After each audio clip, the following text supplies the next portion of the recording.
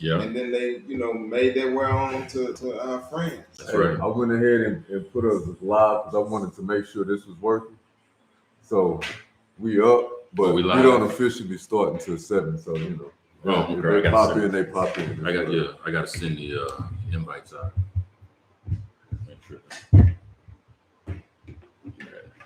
So this is what 71. Get that 75, man. Oh yeah, I'm about to get to that 100 mark. No, that's gotta be a big one, man. We gonna do something big. That's gotta be big. It's gonna be crazy. You know what? So we can keep it. There. Yeah, instead of to get that corner. Get this corner. What? On the corner. Here. How you want? No, I got you. So we can keep it easy. Everyone, just make sure you watch him so he won't be blocked. Yeah. Oh, my bad. Yeah. Let's see where we go.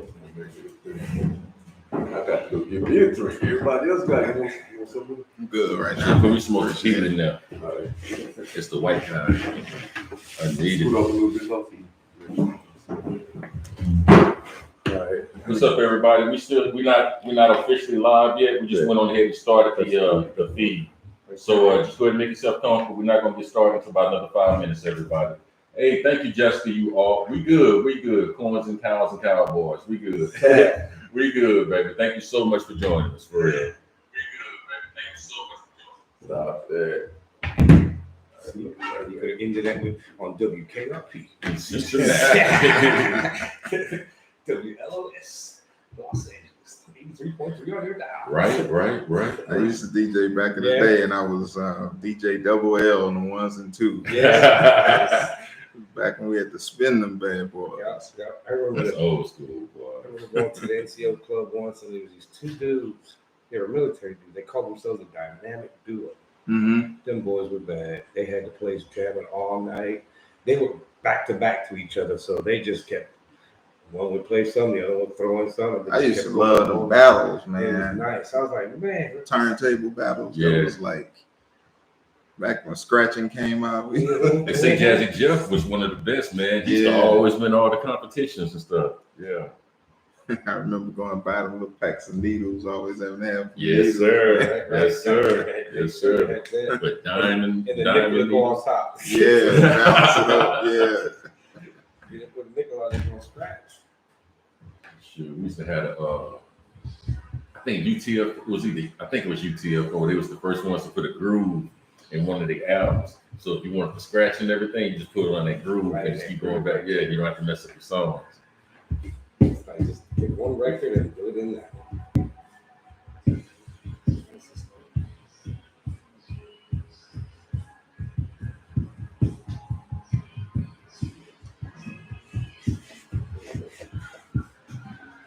I gotta wake up, man. Gotta wake up.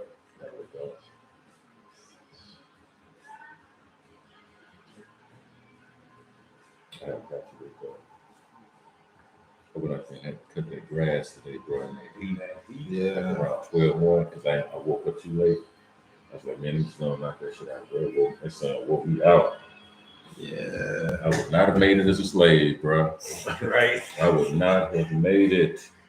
I wouldn't have made it because I'm too hot headed. Lead the revolution. I'm Nat Turner all the way. No way we should be enslaved. Right. Just in time. Thank you, let that in. You are welcome, Snack Cracks. No doubt, boss. Oh shit. Disconnect.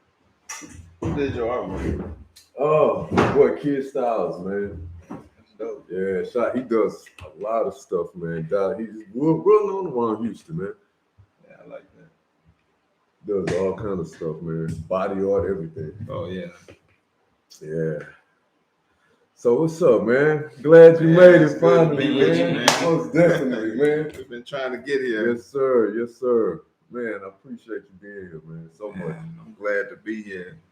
We trying to learn, man. Man, we all trying to learn. That's the thing about it. We all learning every day. If we stop learning, we die. Yeah, Right. exactly. I had the same conversation yesterday with one of my OGs, man. This dude named Theology.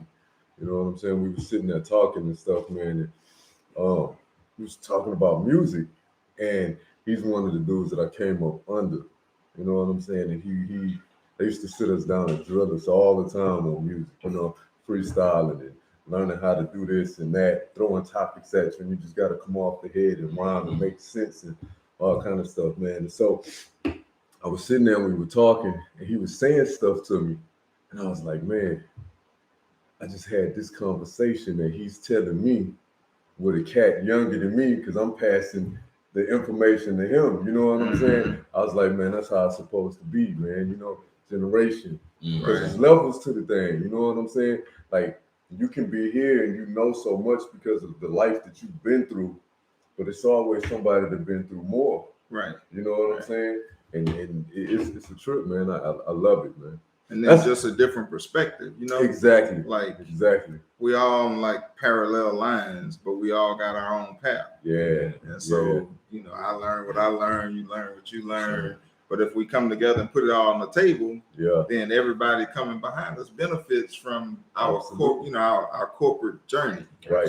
Absolutely, man. And you two brothers, man, y'all got a lot in common too because y'all both been in the military. Yeah. I was in the Navy.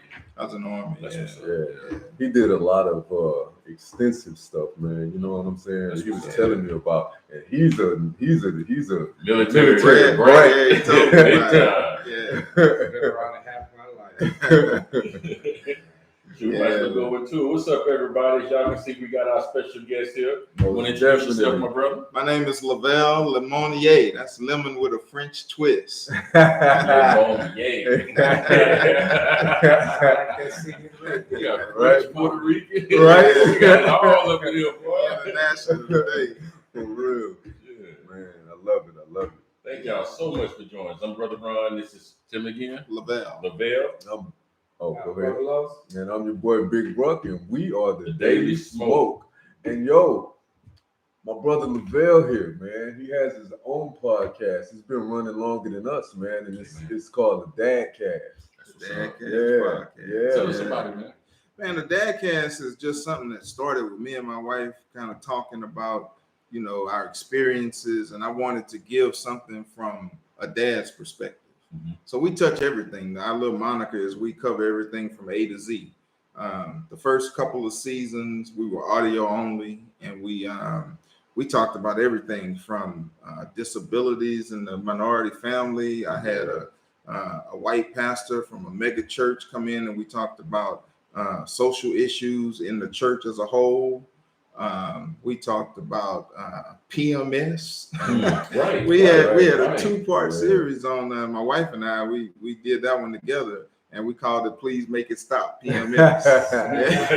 And we talked about Ratchet TV. We were covering reality shows. You know, we talked politics, religion, sports. I had some of my homeboys. I got to shout out my sponsors too. Some of them might be listening. I've got Calvin Menifee, my homeboy here in Houston, who has Phenomenal Solutions, a consulting firm. He and his wife. I've got my boy Jay Harper with Jay Harper Productions. Who he's one of our sponsors for season 3. We've got Nitro Logistics, a logistics company here in Houston that is sponsoring us. I got JTB Events, just the beginning event planning. With Lasagna Latulas, who she's a phenomenal event planner, and then I've got Darren Raymond with Miss Muzz Link Specialties, and this brother has some dynamite links, man, homemade links, all kind of flavoring in it, some good stuff, man. He just put out a new drink too. I forgot the name of the drink, man. Forgive me, I can't think of the name of your drink, but. You can hit him up. He's on listening. Tell him to let us know. If you get on Lasagna or Darren, if you guys jump on, man, let us know about the drink so I can tell them about the drink you got going because it's been popping. We will support, man. Yes, we will definitely support. Yes, we will. Yes, we will. But yeah, man, we had a good run through the audio version. we were blessed, man. Just starting from scratch, we ended up in being in over 16 countries. Wow. The first 2 seasons, and then we went audio this season where we took it on the road, and it's our over the road edition. So we've traveled across the U.S. And the views have been up, man. 10,000 views here, 9,000. Awesome. So we shout out to everybody. So we call them the Dadcast Nation. Yeah. So shout out to the Dadcast Nation for sure. That's why I had to have this man on, man, so they can give us the goods, man. Because we trying to be like you when we grow up. Man, we need about 3 zeros behind that. Man, we all trying with us, man. I mean, we humble. Like somebody has such a large following, for you to come and just sit down and take time for us. Thank you, man. You impart your wisdom to us. Thank you. Hey, you guys, this man right here, man. He's the truth, man. Like when we met, I just knew like he was a real brother. Yes, sir. Nothing fake about him. That's what I like. I like people that are authentic. And I figure if he's with you guys, you guys got to be the same way. I'm glad, man. You know what I'm saying? I told him, I say, man, you gotta meet my boys, man. Everybody very like-minded. Absolutely. You know what I'm saying? Absolutely. No BS. Absolutely. No BS. We got time for that. Yeah, man. I want to pick this man's brain. Yes. Like y'all cover a range of topics, and y'all covered like I think you said PMS and other things. What is your take on the state of music today, man? State of music, man. It's so wide because I play a bass guitar, I try to dabble in the keys a little bit or whatever, but music for me and for my wife as well, we are music people. Okay. Yeah. So we cross the gamut of music. Like we listen to country music. I love classic rock. I listen to some gospel. I love jazz, love hip hop. Gangster rap back with Ice-T. Everybody talks about like NWA, but if we go back before, it was Ice-T putting them out. Yeah. In fact, he was in the news recently because some cat was on Twitter talking about, Ice-T didn't have any, to say he didn't have any hits, that he's a legend. And everybody jumped on him like, man, please. Right. For real. He That must have been a young cat. might have been 12-year-old. Ice-T was a head drinker. I mean, this dude right here laid it down, 6 a.m. Man, that line yes. is one of the most classic, if not the most classic line in hip hop. Absolutely, man. That's right. Police at my door, Man, fresh Adidas sneakers. Across the bathroom floor. Yo, man, we could go on all day. Nice. Yeah, man. But even body count, man. Body count. Yeah. All And of then that. the work with New Jack City. Yes. He put down that track for New Jack City. That's right. So I mean, shout out to Ice-T if you check Man, this out. salute. That's an OG for real, man. But music today, is interesting because it's computer driven. Yeah. Beats are made on the computer. It's not where we get in the studio and we have drums and all the instruments. Right. In some cases you do, but Right. for the most part, these are computer generated beats. You could buy beats these days. Right. Purchase some beats and then you put some lyrics on it. So it takes, in my opinion, a little bit of the artistry off. But man, I still think cats are putting out some good music. For me, it has to tell a story. Yeah. That's just personal. Yeah. I want to hear a story behind it. But I get it. Commercial success comes with just the sound and the groove. So I'm not one. But I agree though. It does. It takes away from the artistry, man. And even like now, a lot of cats, man, they buy, like you said, they buy beats. So they're literally going in the studio and they're rhyming over an MP3, and then they just mix the vocals to that MP3, and that alone takes out some of the artistry, because the way it's supposed to be done to get that full sound, you're a music artist. You're supposed to have all of those instruments that make up that beat separated, right? So that engineer can go in and put your lyrics in there and sit them in there just right, and have everything else popping around it, so it sounds cohesive and it sounds like one big production, which is what it is. Right, You know what I'm saying? right. But when you go in there with just an MP3 and lay your vocals over it, it's easy to do that. And to be honest, the average person probably can't tell. But if you're a music lover, you know what I'm saying? Yeah, it takes away from some of the artistry. You're a big time music fan, brother Los. What's your thoughts on that, man? Right now, today, I'm not listening to a lot of new music. Just whatever. When I'm in my car, listen to that. Other than that, I'm still listening to my old jams.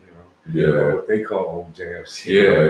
Prince. That's what we're just talking about. Prince, Yeah. we talked about the old Slave and Yeah. Function, Brick House. Like going and watching a band play, not just some dude with a microphone in his hand. Right. Like, dude, I mean, I understand that's artistry to that, but I came to see. I want to see a whole band. Yeah. Sitting there playing the drums and singing at the same time.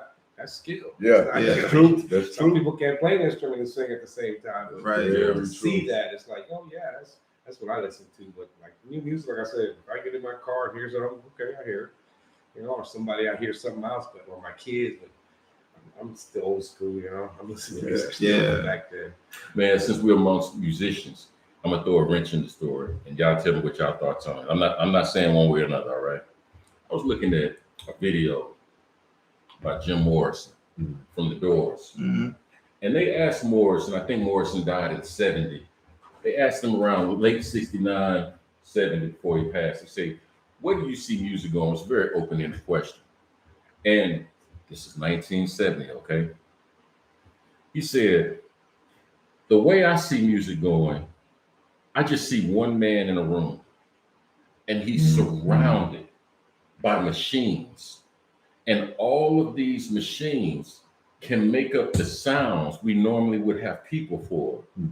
I think that's the direction that we're going. No, brother. That's where where we're we at. are and have been for a long time, right? 1970. Right. I know. That's when the conversation was. Yeah. We weren't He knew what he was talking about. So when I started keeping that in the back of my head, man, whether you like the Doors or not, when I kept that in the back of my head and I looked at the evolution of music since he made that statement up to now, to your point, he's absolutely correct. I think the problem was he didn't see, and who could see, hip hop coming. Right. I think that was the kink in the system. You know what I'm saying? Like no one really saw that coming. It was like, you had early forms of in the 20s and 30s or whatever, scat and all that kind of stuff. Right. But the basic blueprint of what is modern music is hip hop. Right. So I said all that to say my question is this: are we getting past live instruments? Is that becoming a thing of the past? My honest answer, just a question. is you'll never be able to completely do away with that. No, because there's always going to be classical music.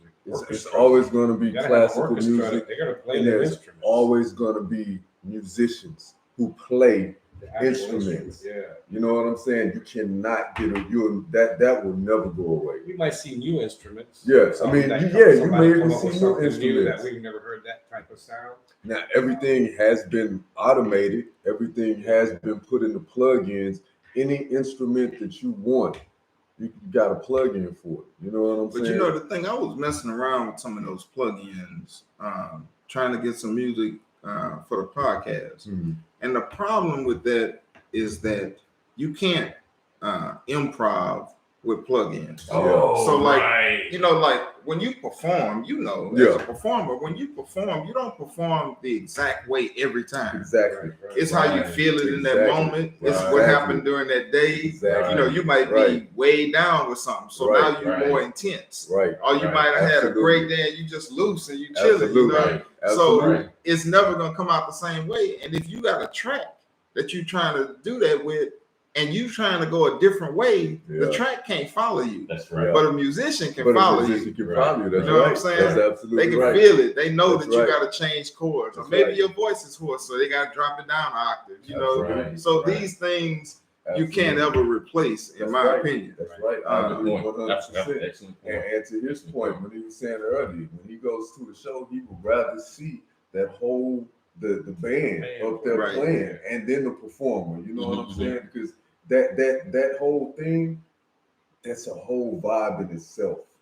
You know what I'm saying? It's a whole vibe in itself. I would always say to you, like in Prince concerts and some of his music, the stuff in between the sets That's the what I Prince. like the most. That's Prince. Yeah. Because it's just improv. They're just playing whatever. All of a sudden, boom, they hit the song. Like I was like, man, they should play that a little bit more. Yeah, right, I rather hear that. By the way, I'm just playing devil's advocate, so don't go think ahead. I believe. Or, some of it I do, but I'm just playing devil's advocate.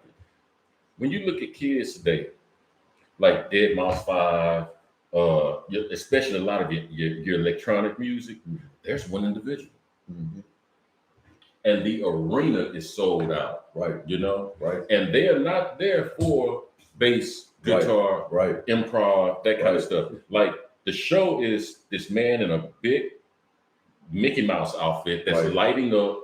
He's in front of, he's And surrounded by machines, just and like everybody's on drugs, Right. and Exactly. everybody's having a good time. Exactly. I asked that question earlier. Is this maybe we're looking at the phasing out of live instruments because the kids are going more electronic? Right. They don't have that appreciation of when, like jazz musicians, okay, everybody's going on their own thing and everything is still in sync and sounds good, but you listen to 5 different songs. Right. That their appreciation, at least from what I've seen, isn't there as much.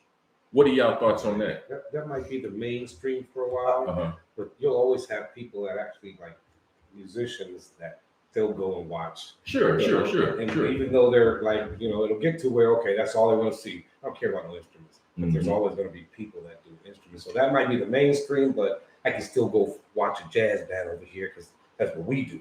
That's Right on, this yeah. is what I've always done. I'd rather do this than to actually go and just watch a dude play records, or electronic stuff. I feel you. I feel you. All right. You will never be able to get rid of underground music. Right. Ever. Yeah. So Rap if has that's changed the the game. mainstream. You go underground and Rap watch has changed musicians. that. Rap And has changed it's the game. not just because you got to remember, juke joint, that's underground music. Yeah, but that form isn't here anymore. That's blues now. But it's still underground music. Here's what I'm saying. Regardless of the form, Sure. you'll never get rid of underground music. Okay. When you what do you define as underground? It's not mainstream. It's Okay. not. Yeah, Okay. strictly, it's not mainstream. And you're saying It's independent, starving artists doing their thing with the people that want to see that. For the love of You'll it. never be able to get rid of that. But this That is would- an interesting thing because as business owners, you guys can identify with this. Think if you're a CEO of a music label. Yeah. And when you start looking at your financials and one guy with some beats that have been pre-programmed for Right. him or that's her, where I was going. they get there and they sell out a stadium and your bottom line is you're making a 92% profit and you only have to pay one artist. Right. Maybe you pay some engineers and some studio people, but that's, one time. They're not getting residuals off of that. Right. As opposed to a group like Cameo Mhm. or Earth, Wind, and Fire, when there's 15 musicians that you have to split up Right. all of the proceeds with. Right. And then you got, money coming off of record sales and downloads. And then you got the whole issue with people stealing music, True. not buying it. True. Right. And so the money isn't there. So again, this is almost like a Democratic Republican. Right. You know what I'm saying? It's Right. like, is from a business standpoint, your money is in that one person show. Mhm. But from an artistry standpoint, real music is just with musicianship, musicality. Right. Yeah. But musicality doesn't always pay. Right. Mhm. You know what I'm saying? Right. And most of the time it doesn't. And pay. you know who's buying Especially hip hop in today's music today, climate. right? I mean, you do know what the primary purchaser of hip hop music. is probably like in the 35 and up range, huh? No, I was like around 8, 9 years old to about 25. And what demographic? What color? Probably white. White. now. White, Probably white, suburban Yeah. Yeah, you're You right. know, You're right. kids You're right. are I'm still purchasing thinking about underground. Yeah. are yeah. purchasing hip hop Yeah. music. That's why I'm having this conversation. Yeah. Because I'm saying let's analyze how we're thinking. Yeah. You know what I mean? Like, case in point, my brother and I, we was talking, man. I think it was me and you. We was talking about Lil Nas. Yeah. And I'm not trying to get on the Lil Nas tangent, as easy as that's gonna be. But who he's talking to, and K Reno was talking about it, who he's talking to, he asked that question: who's buying the music? Right. And then when you look at the age demographic, who's buying the music? Then you look at the racial demographic. who's buying the music or making the music. Then you look at again, okay, these are the people that's putting this message out. What are their values? What do they find interesting? What turns them off? What I've been finding is it's this new sound. I'm not knocking it. I like some of it, by the way. But it's the new sound that's creating the divide between the old school and the new school, as things usually go. Right. But I think when we assess as old schools, when we assess the state of music, we approach it from a myopic point of view, like our own experiences and what have you, and not looking at what's out there. Right. That's why we're having the conversation. Yeah. Does that make sense? Yeah. Most definitely. That's how I'm seeing it. I'm seeing it my point of view. I And don't it's listen cool. to what's Yeah. coming out, so I really don't care for it. If I Yeah. happen to hear something, okay, I like that. But when I do hear something that's new, it's still in the form that I like. It's a band. I think what we're gonna have too, though, is that 20 years from now, a song that's hot on the radio right now, number one, top 5 on hip hop charts, won't be around 20 years. Right. Agreed. It doesn't have the longevity Agreed. because it's a one hit. I mean, like it's Agreed. a one shot kind of thing. Right. You ride the wave while it's hot, Agreed. but then the next fad is gonna come behind it. The next hot artist, Right. the next gimmick. Right. But if we go back to real music, it may not be the most profitable, but it will definitely be the most long lasting. Agreed. Oh yeah, most definitely. To your point, if you were wrong, classical music would still be here. Exactly. Right. If you were wrong, Exactly. it wouldn't be here. We're talking about Exactly. 200-300 years. You know what I mean? Exactly. Like I don't know nobody's had a hit number one for 300 years. Right. Other than Beethoven, And it's- Mozart, them and it's dudes. still here. Right. And it's musicianship. Right. So yes, I hear you 100%. And even if we think about genres like gospel music, for instance, there's a hip hop gospel music movement. Yes. But you still have classic gospel, Mahalia Jackson. Mhm. Yeah. I mean, Nina Simone sang some Right. gospel Oh, way my back God. in the day. Right. That Love still today, if you put it on the radio, people may not have ever heard of it, but they still But it groove sound into good. it. Yes. Right. It sounds Yes. good. And it stands the test of time. It has Right. a lyric in it that stands, Right. Yeah. as opposed to something that's just catchy. Yes, sir. And don't get me wrong. I mean, if them guys can cash in On one, and Oh, do what yeah. they do, Most definitely. my thing is just have some financial wits about you Right. when you do Right. cash in on Right. it, because Right. it's not gonna last. Right. And if the cats that were in the 70s, 60s, 80s, even the 90s would have had a little more financial literacy put, in front of them, I believe, a lot more of them would be set I today, agree, man. Agree. I agree. because those record labels were robbing them Right, blind. that's right. And the thing that a lot of people weren't talking about, that the artists have been talking about now for the past few years, is trying to get some type of medical plan together, and some type of because you have a lot of older artists that ushered in hip hop, right? But they get Curtis nothing. Right. They get nothing. Grandmaster Cass, Yeah. Cool Herc, all of them, like they get nothing. You know what I'm saying? And they started this thing. ain't no So- pension plan, ain't no pension. Right, Yeah. right, Yeah, none of that. yeah. So they're talking about trying to build, they've been talking about trying to build a union, you know what I'm saying, to take Yeah. care of artists like that, man. And I think that's beautiful, dog. I think it's way overdue. Way overdue. And right now we got so many millionaires and billionaires who are artists who can control the game like that because of the money and influence that they have. It can be done. But then we talk about, in my opinion, a mentality thing. Yeah. Like, if you have the resources, we've always had the resources. Yeah. I mean, we made something out of nothing Right. for years. All the time. Whether it was All food, the time. Right. music, inventions. We Mhm. always created something out of nothing with the leftovers from the table. We were making Absolutely. stuff. But if we don't pool those resources in a way that is beneficial to everybody, like Smith, who was the founder, I'm just going to say this and then you guys can chime in. The founder of what we know to be modern business. All right. Okay. he said he took a thing from the Bible, and this is not to push the Bible or the Quran or anything. Just his thing was he took it from the Bible. That that they were to take all of their business resources, bring it to a table like this, spread it out evenly over the table, and then everybody came to the table and take what they needed, and everybody left whole. So you brought everything to the table. Everybody got only what they needed, and everybody left equally, with resources. Right. What happens is, when greed sets in, and when big business sets in, Right. people start manipulating. Then they start bringing less to the table and taking more before it gets to the table. Right.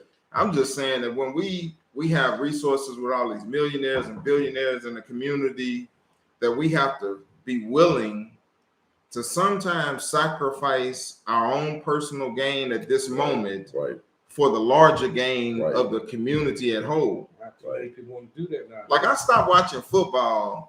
My beloved Cowboys, rest in peace. I'm so sorry. No, what I'm saying is that I was a diehard Cowboy fan my entire life. Yeah. And when Jerry Jones didn't come out in support of Black Lives Matter, my wife will tell you, I pulled everything down in my house that had Cowboys on it. I took it all out, shirts, all the paraphernalia. And I said, I'm never watching another Cowboys game. They're not getting any more of my money because he became a billionaire off the back of black athletes. Right. That's right. So imagine if when Black Lives Matter movement came out, if every black athlete said, we're not playing until things change systematically. Things would have been changed by instantly. Yeah. See, But you had too many of them that said, no, I'm not losing my coin. It's all about the money. But see, you know what? No, we didn't miss that window. You know why? Because it's still predominantly black athletes. I feel you. And if they decide to do it feel you, together, and I hear you. I think we missed that window. why you say that? I'm gonna tell you why.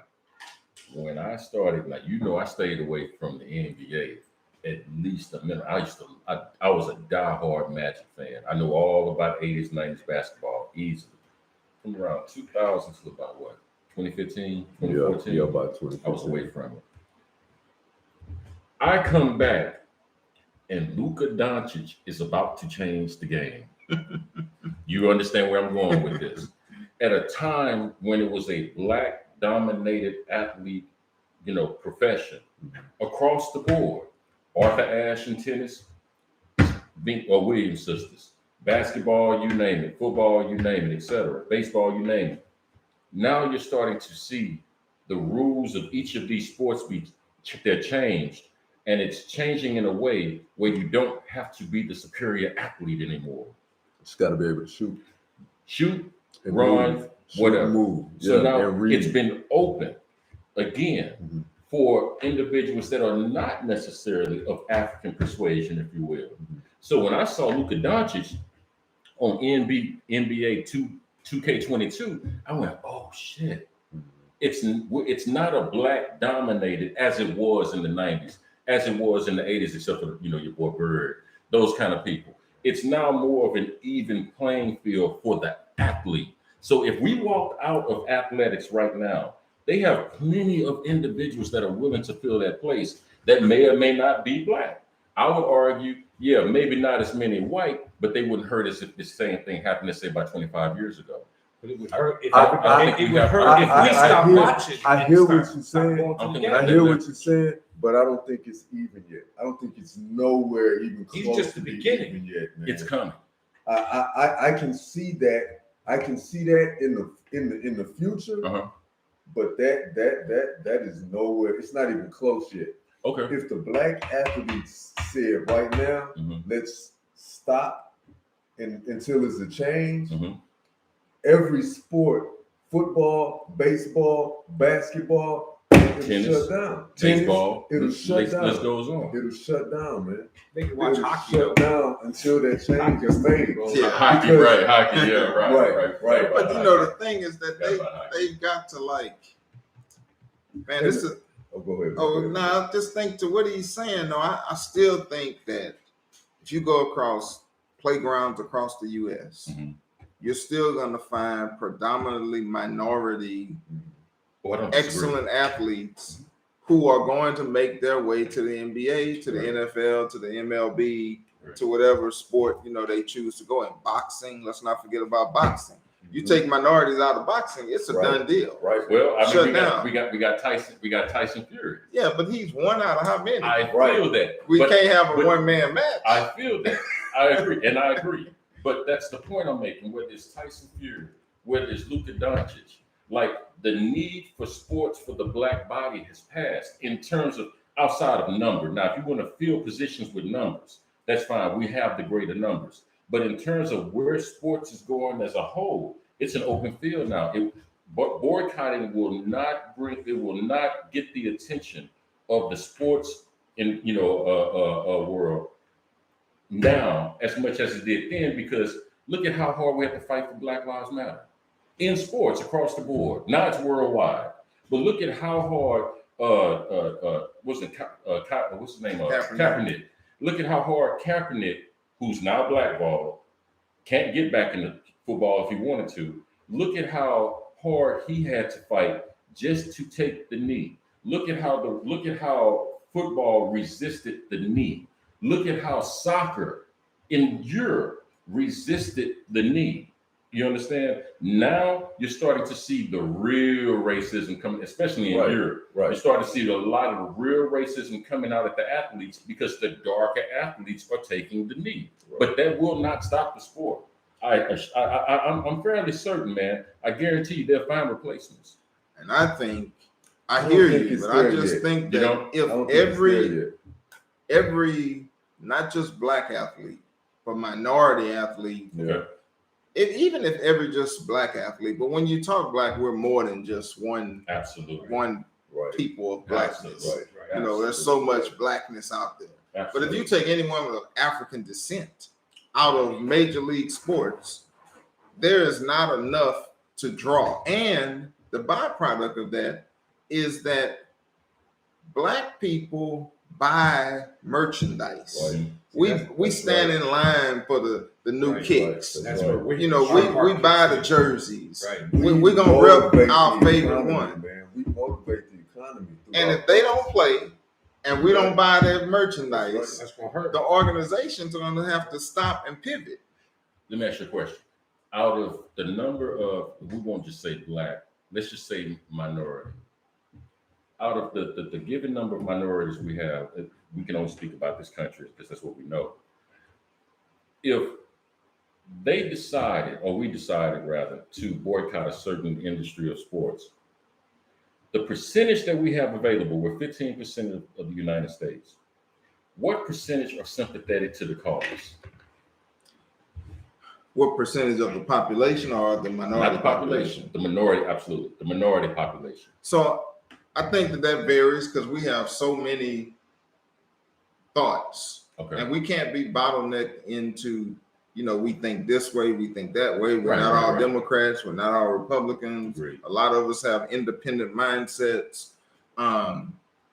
Just like you have Baptist and Catholic and Presbyterian and atheist and agnostic and everything else. But I think that if it was a systematic issue, that people would respond to it like they did when George Floyd was murdered. Not only black people responded, but people who understood the injustice responded. Agreed. Because King's movement couldn't have been a movement without the help of non-minority people. Absolutely. Malcolm, went to his pilgrimage in Mecca and came back and understood that it was not just a black movement. Absolutely. Marcus Garvey, in all of his blackness, understood that the only way it would work is if we left and went back to Africa. Absolutely. So if we're here in the U.S. and the U.S. is made up of a melting pot of racial ethnicities, then I have to believe in the conscience of America that when you see injustice and you see a way to right a wrong, that we can count on enough people to come, just like they did when it was time to vote in Georgia. They saw enough of the injustice and they came out and they righted a wrong. Right. I believe on a whole scale, Americans, as a whole, have a conscience, because the people who don't have a conscience and who are diehard racists. Now we all have a little racism in us. That's a whole nother subject. But if it's not racism, it's prejudice for sure. Absolutely. Oh yeah. Yeah. So we all have a prejudice. Prejudice is a natural. Absolutely. So absolutely. I just think that when it comes down to being right or wrong, there is an overwhelming majority of people that know what is right versus what is wrong. Right. Why is there so much resistance? Right. I think people are afraid to speak out. They are afraid to be the one who says something. To just think of black people. Like I got so many friends that are still Cowboy fans, still watch the games, and they look at me like I'm crazy for stopping. But I will never, until somebody in the Cowboys organization comes out and makes an official statement and say, we support Black Lives Matter movement. I would never watch another one of their games. I don't care if my son was playing for them. I still wouldn't watch it. The friends that you say that you have that still support it, what is their ethnic makeup, just roughly? Oh, they're all, either Hispanic or black. That's what I meant. That's why I asked the question. See, that's what I'm saying. Of the 15% that you were talking about, right? We're only going to be 7 of that. Minimum. Because the other half is going to do what minimum. Man, I'm still watching this game. Minimum. I don't care what That's the point I'm making. So what if they don't like us? I'm watching this. Absolutely. It ain't bothering me, so the hell with it. Absolutely. That's why we were. So what if the 7% of us unified, made a front, not a little pocket in Houston and a pocket in New York and a pocket in LA, but somehow we pooled all that 7% together. We stood somewhere and said, this is why we're doing what we're doing. Yes, sir. This is the whole cause. There's no chief here. We're all Indians. Right. We're all on the same level playing field. Right. There's no ulterior motives here. We want justice across all systematic platforms. Agreed. And if we were able to pool all that together, then I think people would still listen to the 7%. The problem is we get divided so easily. Yes, we do. Very easy. And that's what we were saying about that. Of the 15 would be 7, if that, and then when what you were saying about if we all come together and try to stop, black athletes, well, the 7 that's still with that, they're going to be black and Latino and athletes that are going to go play because they figure, well, and y'all 7 don't mean nothing. There's still 93% that are watching us. Because we're making money. Because the common agreement that we would have to have white athletes also say, yeah, we're not playing because that's when change happens. If this doesn't change, now, the brother, this is I my agree, partner here. I agree That's with when it that happens. 100%. But that's when the change point. happens. That's the point I'm making. Like literally, that is the floorboard of the point of the house I'm building, which is, hey man, even if we boycotted, let's say, so I'm not saying you're wrong, bro. No, I got you. If we say that we're going to boycott certain industries, in particular sports, as much revenue as that brings in, I think we would be so divided as a particular group within the whole that when you put the issue on the table, I don't think it would be too much change. So let me ask you this. So in that window, if we hadn't missed the window that you're talking about, right? Without that same white support, what would have been different? Without the same white support, we probably would have died out, to be honest with you. Exactly. So at the end of the day, it'll be the same, right? You understand what I'm saying? Explain your question again. Okay, so you were saying that we missed our window. If we're going to use the removal of black athletes from their particular profession to make an impact, yes, yes. But what I'm saying is, even if you remove those black athletes in that window, without that white support, what would have been the change? Do you think there still would have been a change? No. Exactly. That's my point. No. So it went right back to where it is. Exactly. That's what I'm saying. You would have made some minor changes, but it wouldn't have mattered. It wouldn't have made no impact at all. It would have been noticed. Yeah. But it wouldn't have made no real change. Yeah. Excellent points, bro. Excellent points, man. I mean, if we could solve it here, then those numbers would blow up. Right. Because we got the answer. Right. But I think for today, this is just my opinion. I may be wrong, but I think for every Malcolm the black community produces, they're producing 3 Candace Owens.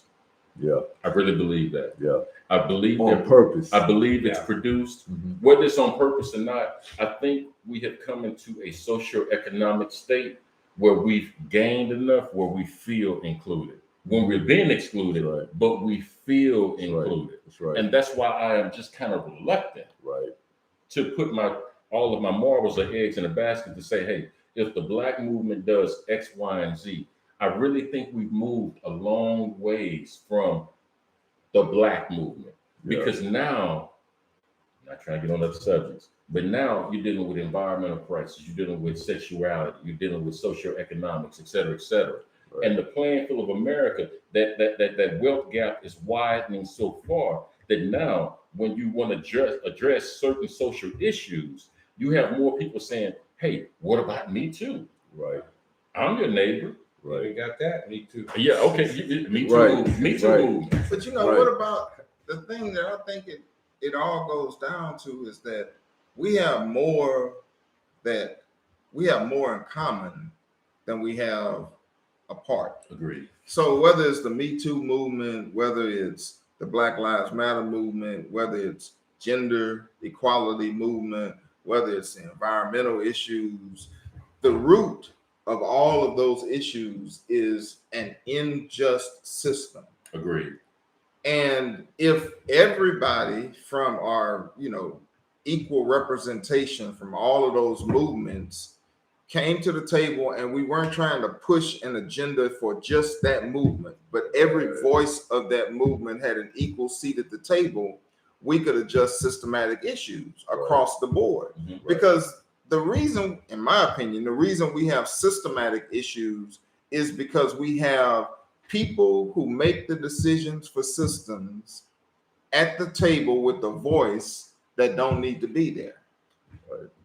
So we put we put the right people on the right seat on the bus. The bus is gonna do what it needs to do. Right. So we have to unseat people who are not for systematic change. Who's going to give up power? Nobody. Let's be real. Let's have a real conversation. But see, who's going to concede power? This is the thing though. You gotta also remember this, and it may take a while, but we had this discussion earlier. Those people in those positions that think like that, yes, they have family members younger who are filling those positions, right? But those people are dying out. Those people are dying out. Those older cats that's sitting in those positions, that's holding that same mind state, they're starting to die out, right? They do have their, their sons and their daughters who are taking those places, but they're starting if you got 10 of those people, 10 of those older cats holding position, right? At least 4 of those out of that 10, when they have kids, at least 4 of those kids are coming in with a different mindset. Right. That's slow change. It is slow change. Very slow change. And I'm not denying that. Yeah. You know what I'm saying? But you still have to take notice, because that 4 out of that 10 is a whole lot stronger than 0 out of that 10 what's sitting in position now. Agreed, brother. It'll turn. It's gonna be a while, but it's gonna take a while for those and when we get to the table, some of those people who will not change their mind, we can't undo a racist mindset. Right. You're not gonna wake up and I'm not racist anymore.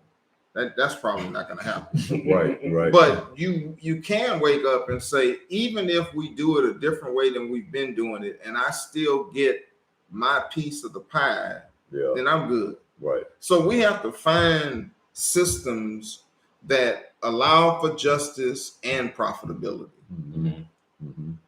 We just need to to infiltrate those seats, those Right. corporate boards, Right. those regional boards, those state level boards, and those county level boards, where laws are made at the local and state levels. That's right. And then push our way up to the federal level. But we have to make sensible change, because socialism isn't going to get it. Right. At all. Right. You know what I'm saying? At all. So we can't make systematic changes that say we're going to be all for, the people only. Right. That's not realistic, because business won't survive. Right.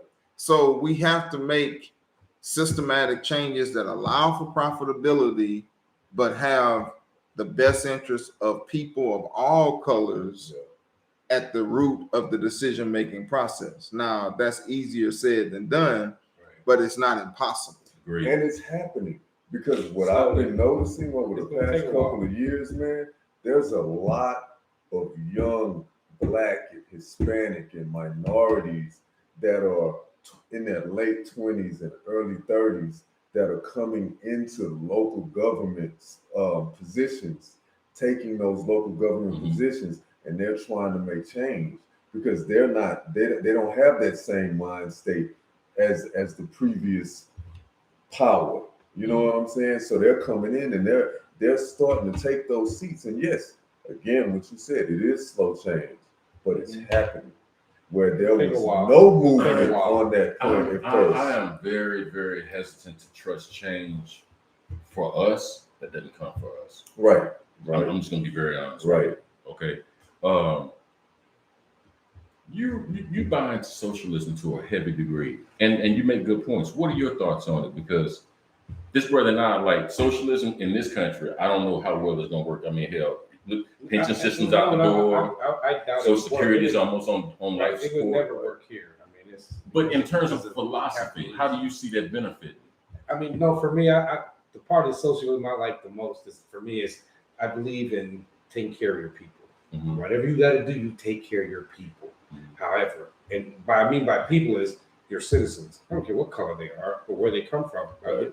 You're from me, then okay, we're going to take care of you as best we can and do what we can for you before I let anyone else in here. Mm-hmm. If you're not from here, no, you got to wait your turn till I take care of all my people. Then I'll think about you. You know, but then the way it works in the world today, you got to have some foreign stuff coming in and out because you got to trade as a world, So, but because of the capitalism, though, socialism would never work here. Mm-hmm. I mean, you could only have parts of it, Okay, they'll give you welfare and a little bit like that, but not everybody's going to get it. Mm-hmm. Now, which you should. Everybody should have to work and do what you got to do, But that's how I see it for me. My point of view of I just want to be fair. Let's be fair with everybody, man. It's like, but I do understand that. With capitalism, and we can't all have the same car. We can't all have the same house. We can't all make the same money. Yeah. My shit costs more than yours. So why are you making the same money? So I understand that part of it. Yeah. My part is just a part of take care of your people. I can't ask you to go fight a war to defend my way of life if I'm not taking care of it. Fair enough. Because how do I know you're not going to go over there and say, man, hell with them, I'm with you. Let's go get them. Well, but if I take care of you as a people, well, you're going to do whatever I ask. And we're going to be happy to do this because, I live here, man. I ain't got nothing. I've got a decent job. I eat. I'm no homeless, nobody poor, nobody hungry. But, might be poor because of the capitalism part, but everybody's eating. Ain't nobody out there starving. Everybody got somewhere to live. It's more like an egalitarian society. Yeah, that's how I see it. Other than that, like I said, with the capitalism and the way things are, and the way business are, and how we strive to do better than others, we would have to that's not going to change. I mean, the only way to make everything right is you got to tweak the brain and take out greed, and everything will be just fine. And that ain't going to happen. Not on this. That's what I'm saying. That's not going to happen piece of ever. Even if you get people, like you said, we come together and all that, at some point, those that are a little above, they're going to start getting greedy. Why do I get, what the hell with that? And like you said, I'm going to give a little bit and take more. You make that point. That's what I'm saying. Right. But I think, too, that, that's where, so everybody at the table, let me say this, everybody at the table who has a voice to make changes don't necessarily have to be the one who is initiating the change. Right. What I mean by that is, case in point, I'm married and I might say something here that was driven by something my wife said to me. Right. Fair enough. Right. And really, she's making the point, Right. even though she's not at the table. Right. So when we put people to the table, we have to also put a circle of people around each person at the table that is going to have true wisdom and true authentic motives to as a checks and balance system around that individual. So if they do get greedy, somebody in their trusted circle is going to say, no, you can't do this is not what we're doing. So if that's how you feel, we'd rather get you out of off the table and replace you with somebody who's going to sit here the right way. And there's 7 of us around you, so you can't do nothing about it. In the Army and the Navy too, we call it a soap party. Right. We got a sock and we put a bar of soap in it, and we're gonna straighten you out. But also, like we said in the military, that's not a democracy. That is not. You learned that first day. Military is a But dictatorship. you know what? It's not a democracy. That's the same thing that the Constitution says. What do you mean? The people. If the government is not moving in the best interest of the people, then the people should remove the government. They have the power to remove the government. And you know what? Speaking of that, only a couple hundred people showed up to that thing Saturday. Right. Yeah. Oh, right. But I listened to what they just a said. few, you know, I didn't hear what they said. I just said it wasn't that many. It was just a few. So, and that shows that division and that, what the hell with it. All them people that were down for it, didn't nobody show up. Only a few. If you don't mind, we'll address that. What I found interesting about that, there was a small group of people that showed up. Yeah. Not that The many. reason I listened was because they have a lot of power in politics. The thought, the ideology has a huge voice in American politics. And I'm like, 100 people showed up, but the presidential election was this close. Now you're redistricting, redrawing the lines. So what you all are doing, or you're saying what most of you are thinking, right? Okay. If they're saying what most people are thinking, I needed to listen to what they had to say. Yeah. That was very, whether I agree, some of it I agree with, most of it I disagree with.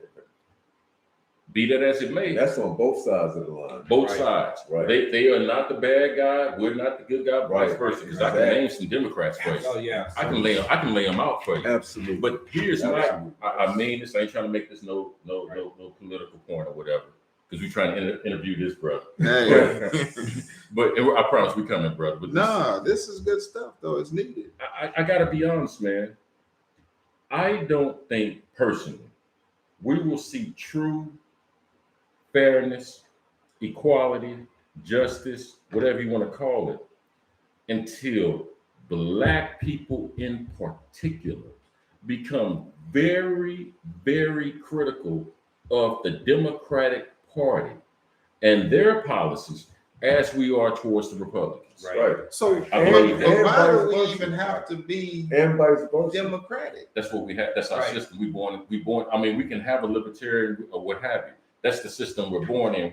We're trying to just work within the rules we're given.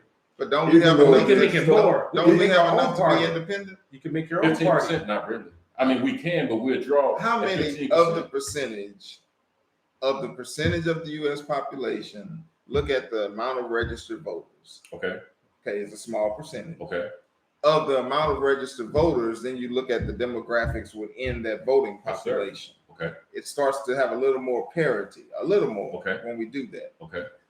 So then if we break it down into the two major political parties, we have Democrats and Republicans, libertarians. I mean, independents have a small third, not even a third, maybe like an eighth of it. Right.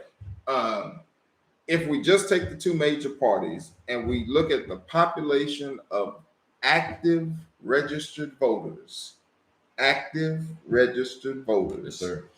we have enough within the Republican and the Democratic Party to take active registered voters of like mind and create an active independent party to battle those two major parties. Or even a different, not necessarily independent, but a different party to fight against them. It's been done in other societies. That's our main division in this country, is them two parties. They're both the same. I don't care what anybody say, they're both the same. And you have to have that division. both of them to have this country. And that's not. You have to have It's both like- of them. Yeah. So You don't Or get have rid of to, them though. and have everybody just I don't think- think so. independent. I don't You think just so, because roll I with who think you that think is right. if we voted on subject and not on party, we would see some differences.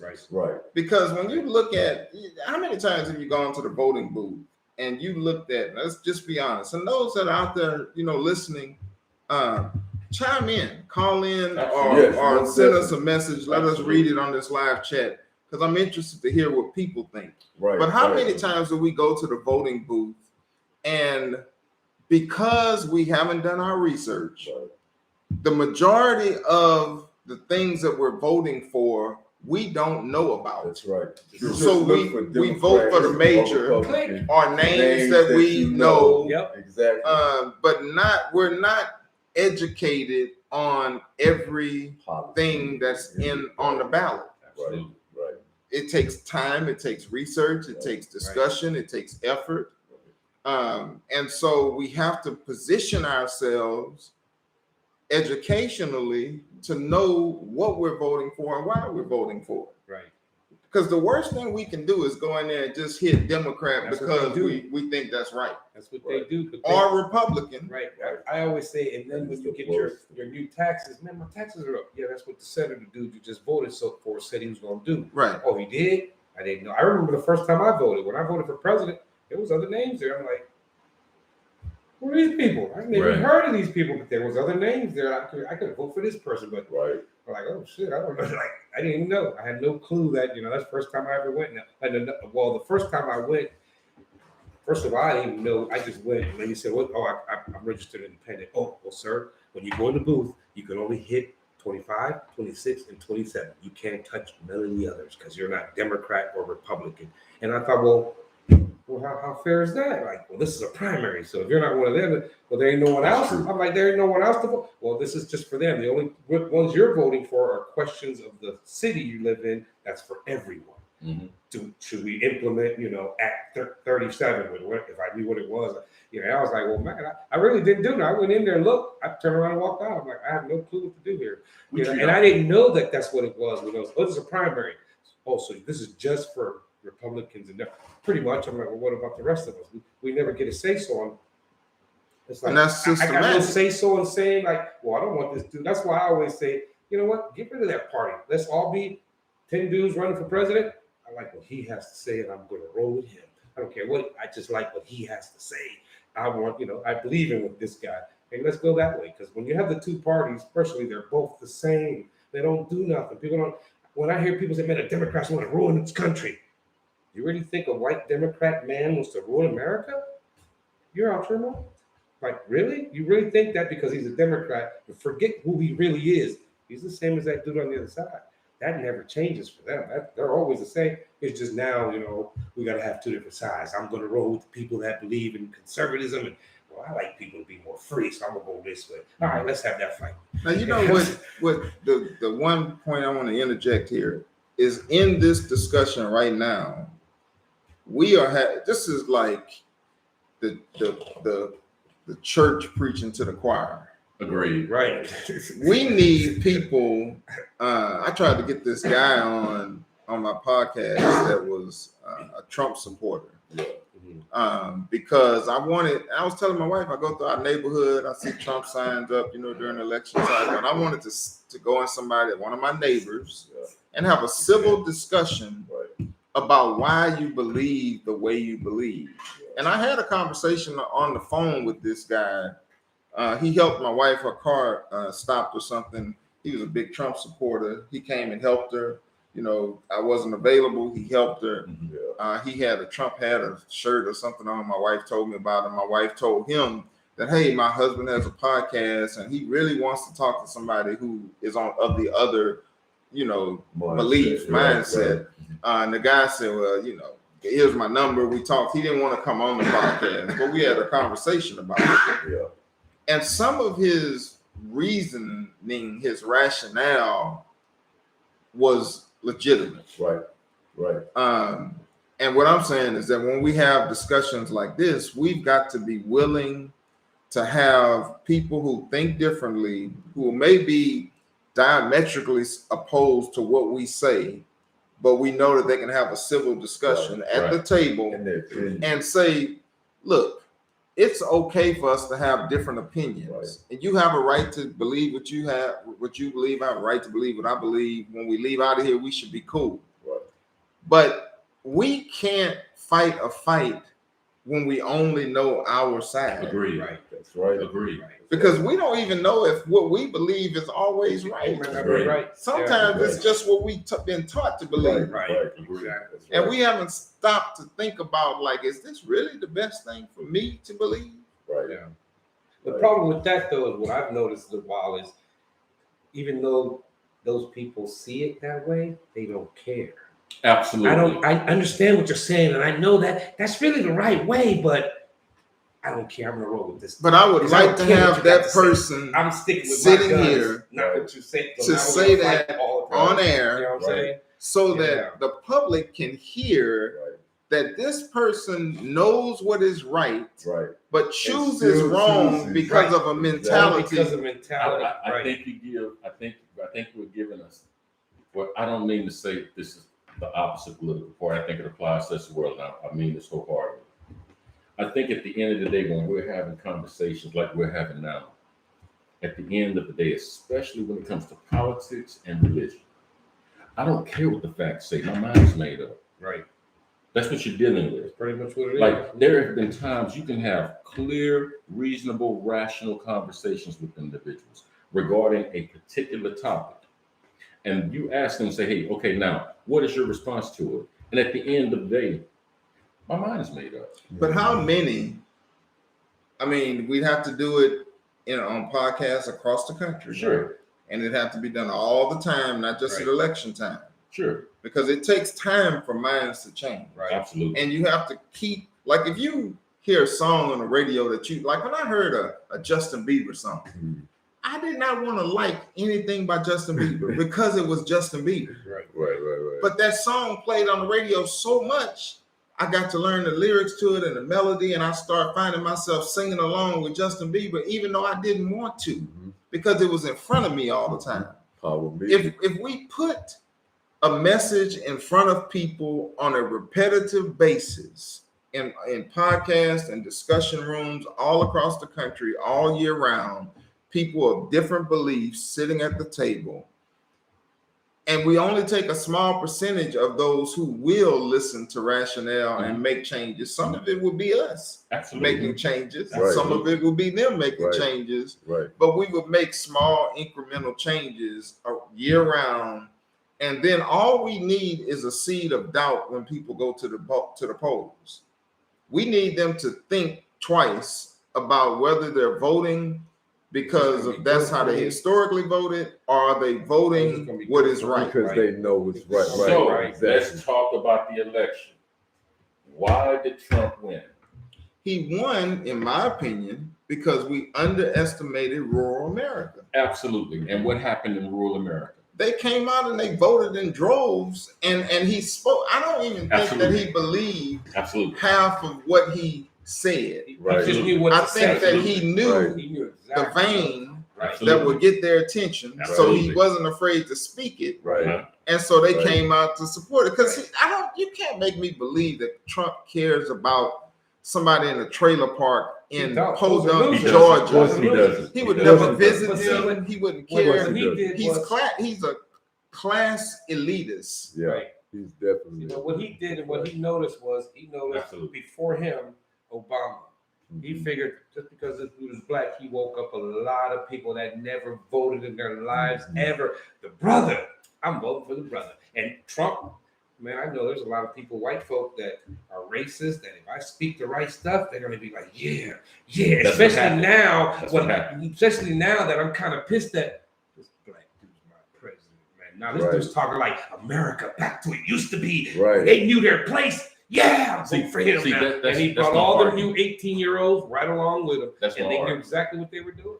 And then we didn't, because of like, well, brother, ain't there no I was thinking there's no way in the world. I said Trump was a circus show. There's no way in the world he could win. He knew exactly. I voted. Everybody felt. And I talked to people who voted, but he gained momentum like Obama gained momentum from the underground movement. Yes, he did. Trump had a different underground movement. Yes, he did. That gained momentum. Right.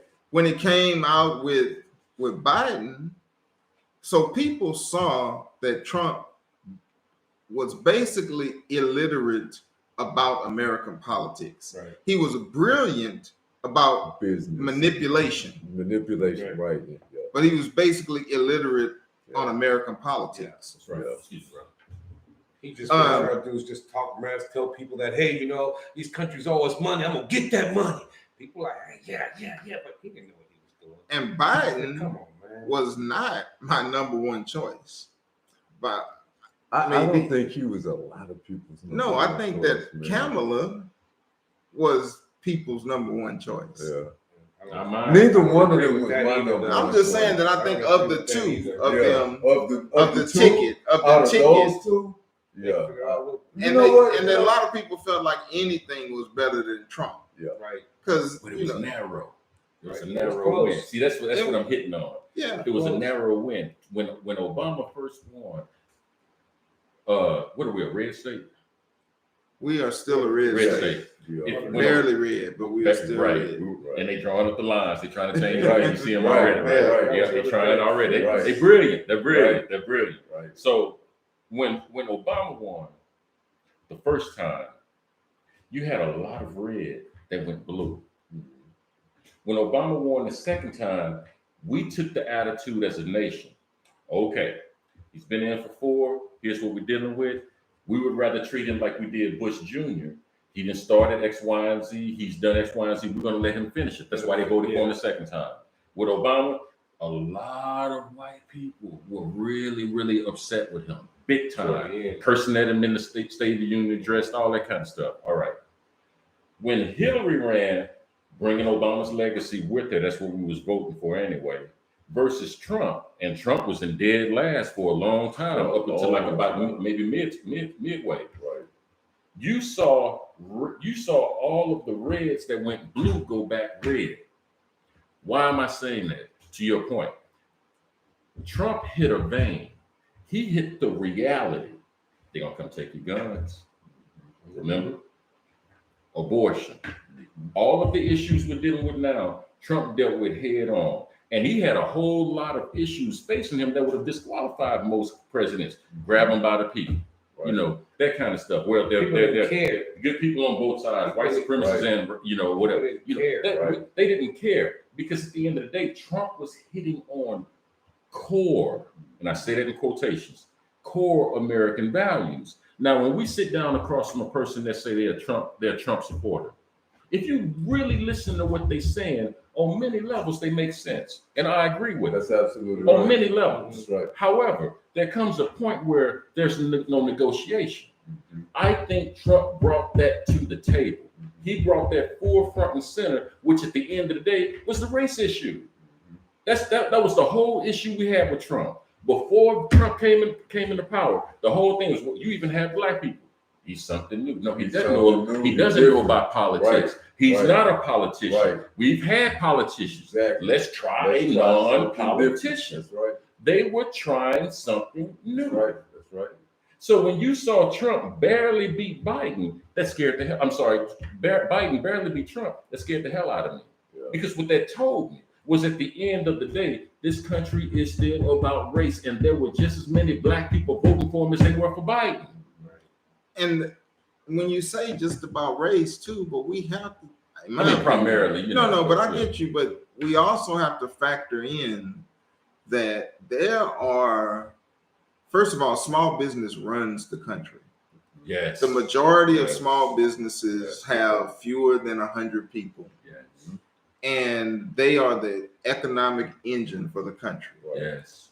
And truth be told, a lot of them are minority-owned businesses. Yes. And women-owned businesses. Yes. Right. And when we allow politicians to pass legislation that hurts the small business owner, we're shooting our community in the foot. Absolutely. Because we don't come to the table with the same access to capital that the next small business owner does. Absolutely. So we have to be very careful that we don't allow legislation that's going to put an undue burden on small businesses. At the same time, we have to balance that with social issues that we don't allow rights to be taken from people. Absolutely. So somebody on here, a friend of mine actually said they still not ready for a woman president, especially not a Black or Asian woman. Right. You know, that's a whole other thing. Right. Is that gender and race should not matter. Now, we all know it does. Right. But it should not matter, because you take somebody like, I've always said, if Condoleezza Rice ran for president, I would go for it too. she's got my vote. I don't care what ticket she's on. Yeah. If Michelle Obama runs for president, hands down, Right. I'm there. Yeah.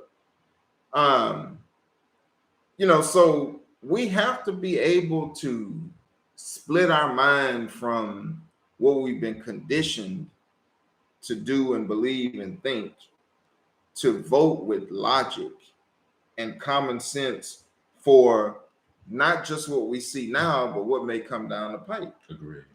You know, we got to think about my son or my daughter or my grandchild that wants to open a small business.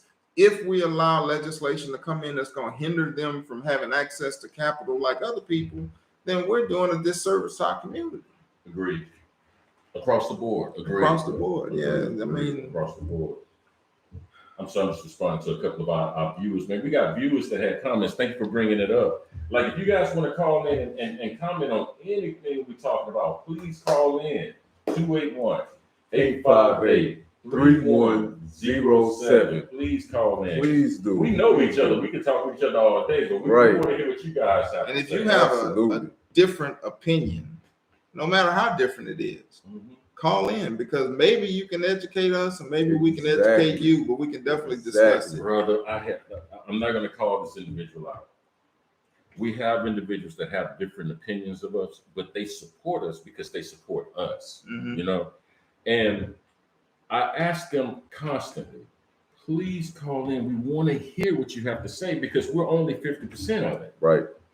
But they're saying, well, no, I don't want to, like the gentleman you came across to help your wife. I don't want to, for whatever reason, like, I don't think they'll be receptive to what I have to say. Maybe this is a group think tank here. You know, they feel intimidated on some level. I personally believe that is a fundamental problem in America. That is the fundamental problem in American politics. I don't think we're being as transparent and forthright about how we feel in the face of opposition. Right. Hell, that's how we was founded. Right. That's why you had Alexander Hamilton and Aaron Burr shooting each other. Right. Because we different. You're Republican, I'm Democrat. Okay, we can't solve this through Congress. Let's go get guns and shoot. Right. You know? So I think at some level we're resorting to those primordial ways of American politics, but I think we're a lot more civilized now, Right. where we can have honest, legitimate, rational conversation. Absolutely. I remember the first time I voted for a Republican. Don't counsel me, but it did happen. Ross Perot? No, it wasn't Ross Perot, man. It was Bush. One? Yes. I'm listening. And, you know, I was in the military then. Okay. He was our commander in chief. And it was the first time that I started to look at the issues. And foreign policy was number one on my list at the time. Yes, sir. I'd come from Panama. We were looking for Noriega in '89. You know, he sent the order. And the issue that got me about Bush is that I felt like he had the American economy, even though some of his intel wasn't the best, that he had he was a commander in chief that had the American society best interests at heart. Okay. And to me, that mattered. Yeah. Even his son, when he was Texas governor, it wasn't the sharpest cat in the tool shed. Right. But he did not, in my opinion, have it out for anybody. Okay. Now, he might have been influenced, and his advisors were definitely influenced by some of the Middle Eastern oil Yeah. and the stake that the Bushes and others had in that oil. Right. So that I think clouded his judgment, and he was forced to make a lot of decisions, especially sending us to the Gulf War that we didn't need to go to. Right. He was told what to do. Right. But he was also, there were no weapons of mass destruction. WMDs were not there. They knew that. Yeah, they knew but that. they told him that if they were there. Right. His advisors told him. So if we went on the information that we'll never know because we're not in there to get it. But I'm thinking that the information he was given, the national intelligence that he was given, he made the best decisions based on the intelligence that he was given. Fair enough, right.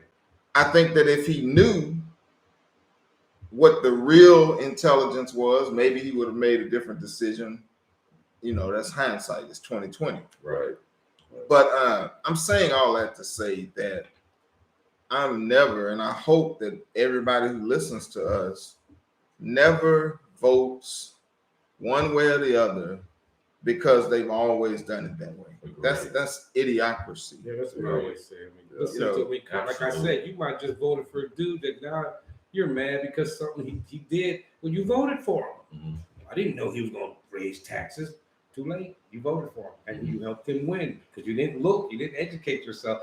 I know you might not be a Republican, but man, that do make sense to me. But we got to start early, man. You're making the right point. Right. We just got to start earlier. So before primaries, before general elections, we have to influence who their backroom meetings are pegging for the next leadership position. Because it just doesn't happen at the Republican National Convention or Democratic National Convention. They've already got their person pegged.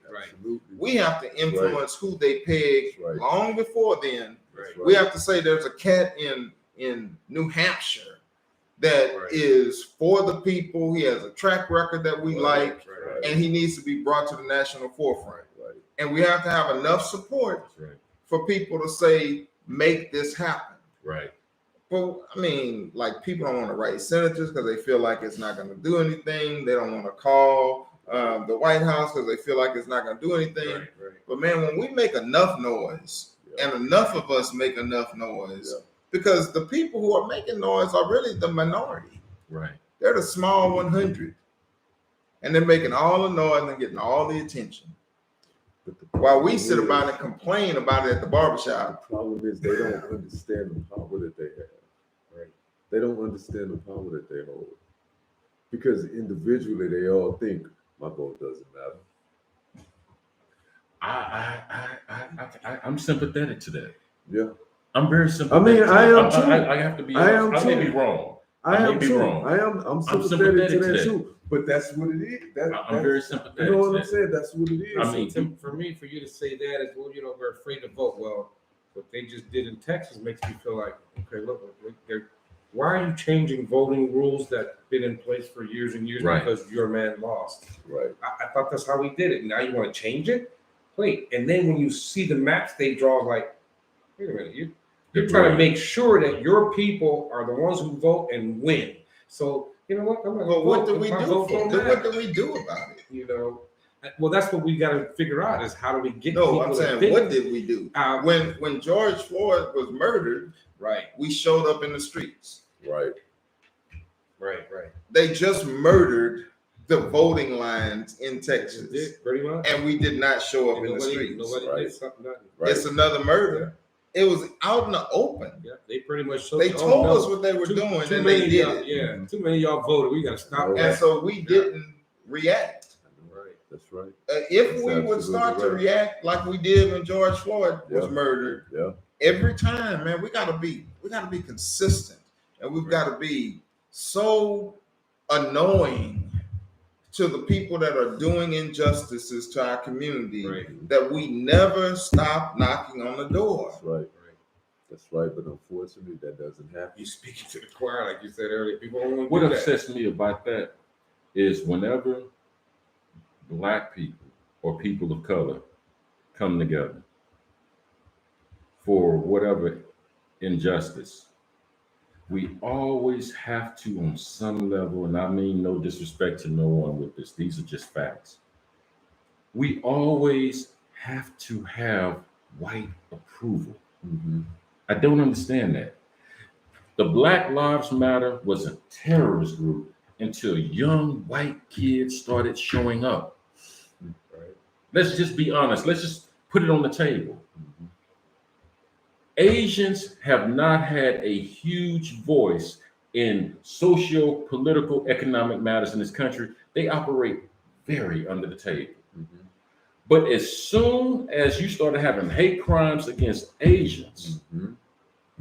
all of a sudden they have lobbyists, they have Right. a voice in Congress, they damn near getting holidays now, whatever.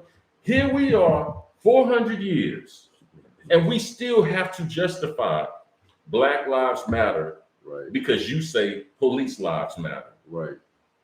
But here you are, let 6-7 people get killed in a spa or whatever. Now you got movies now. Right. I mean, not that you didn't have them before, Right. but now there's a political push behind it. Right. All of a sudden now we have to be more sensitive to the Asian plight. I don't understand. I understand it. I don't But you understand it. Right. I don't understand it at all, especially as much blood as we spill. Mm-hmm. Now, in my opinion, I may be radical. I guess I'm taking the Oslo position now. But in my opinion, if you look at the issues that Black people traditionally would hold important in political matters, we're Republican. Mm-hmm. And that's where we started out. We started That's out. where we started We out. are Republicans. That's where we started out. Why did we Absolutely right. switch? Because the Republican Party switched on us. Mhm. It was a white supremacist takeover to get Black people out of politics in the late 1800s. So I understand now why Black people have an aversion Mhm. to the Republican Party. Right. But hell, if we honest, the Democrats ain't treating us too much better anyway. right. I'm with this That's brother. Like, absolutely why right. don't you pull everyone together? Absolutely right. But if you gonna do that, well, hell, traditionally, 'cause I don't want nobody sending me no angry text messages. Right. Traditionally, Black people are not sympathetic to homosexuality. Right. We are not traditional. Man, I'm gonna go ahead on and go. I'm gonna put it all out there. Right Yeah. Let's So, have a real conversation. I just saw my wife chime in too. What's up, honey? She said she made a comment. White is right, long-standing conditioning, and we can definitely talk about that. But look, I want to throw something out here. Man, I've been to pro-life rallies. Had my little boy, he's 26 now. Had him on my shoulder at a pro-life rally. Yeah. You know, because I believed in protecting life. Life happened to me. Right on. Experiences happened. Right on. My mind began to think differently because I was very anti-homosexual. Okay. Yeah. I had people in my family who are homosexual. Absolutely. Immediate family members, Mhm. not brother, sister, but Yeah, like first absolutely. cousins and uncles. Yeah. And I just thought, man, because I was conditioned Yeah. a certain way, Mhm. that's just an abomination. Mhm. You know what I'm saying? Mhm. I started doing research and thinking that I didn't want groupthink to control me. Yeah. Yeah. You know, start thinking about King James translated the Bible in 1611. He was Right. a practicing homosexual. Right. How did he translate what most modern Christians use as the tenet of their faith Right. when he was diametrically opposed in his lifestyle to what Right. most Christians say is right or wrong? Right. Then I start thinking about, and this is not to be a religious type of comment, but, and just like you guys are silent, this is how people get silent when I start talking about it, because, man, we've been conditioned that homosexuality is a greater, if it is a sin, because, you know, that's debatable. I'm not saying, I don't want to even be in a position of right or wrong about it. Right. But when people say homosexuality is a sin, it is just like lying. There's no big sin, little sin. Right. So why do we let liars in our church if we wouldn't let homosexuals in our church? Because homosexuality is a lifestyle. But some people lie for a living, man. Agreed. They call politicians. Right? And some of them are attorneys, and some of them are everyday people Fair. that go to work I and agree. lie about everything. Fair enough. That's within their profession, but homosexuality is a person. It's a personal direction. I won't say choice, what have you, because you have biology and all that kind of stuff getting involved. But it's a personal, conscious direction. So when somebody tells a lie, they're unconsciously doing it. No, that's not what I'm saying at all. They're consciously No. telling you a lie. No. They Lie- consciously cheat. No. Lie. The behavior of lying is a defense mechanism. We use lying almost like in the military as camouflage. That was camouflage for how you were thinking, what you were dealing with, or what have you. Homosexuality is a straight behavior. Period. Like, we got somebody tuning in now. So when you look at homosexuality as a behavior, it was used either in terms of expressions of endearment or dominance. Okay. And if you look at homosexuality historically, it is predominantly found in European countries. Not so many. You can find it in Africa. You can find it in ancient Egypt, but it is predominantly a behavior that is culture and time specific. Lying is across the board. Period. Because you're gonna lie if, hey, who broke the cookie jar? I told nobody to reach for cookies. I don't want no ass whooping. I'm finna lie. Right. You understand? I I made a conscious decision to protect my ass, literally. Okay. When you look at homosexuality, then you're looking at in terms of what this individual finds appealing. That becomes a lifestyle. That becomes a direction. That becomes like, you could argue choice or biology, but at the end of the day, it's not in the same category. But does it impact who that individual is? Depends on who you ask. And We had this conversation last week. You're Okay, right well, on. you know, We I had don't this wanna go- conversation last week. just about to say We can that. have it. We just had this conversation. but okay, case in point, Pete Buttigieg. Okay. He's a homosexual Yes, sir. politician, white, male. like booty check, yeah. Just had a kid too. Like Yeah, they just had a booty kid. check, Yeah. yeah. That's it. Yeah. 10 years ago, there is no way I would have even considered listening to what he had to say. Yeah. I've changed my thought process a little bit because I feel like we can't judge. We are not in a seat to judge another human. Agreed. Even when we see their actions, we don't know what's driving their actions. So we're still not in a seat to judge that human. Agreed. So Buttigieg made some great points, I thought, in this debate. Mm-hmm. And that he has a voice that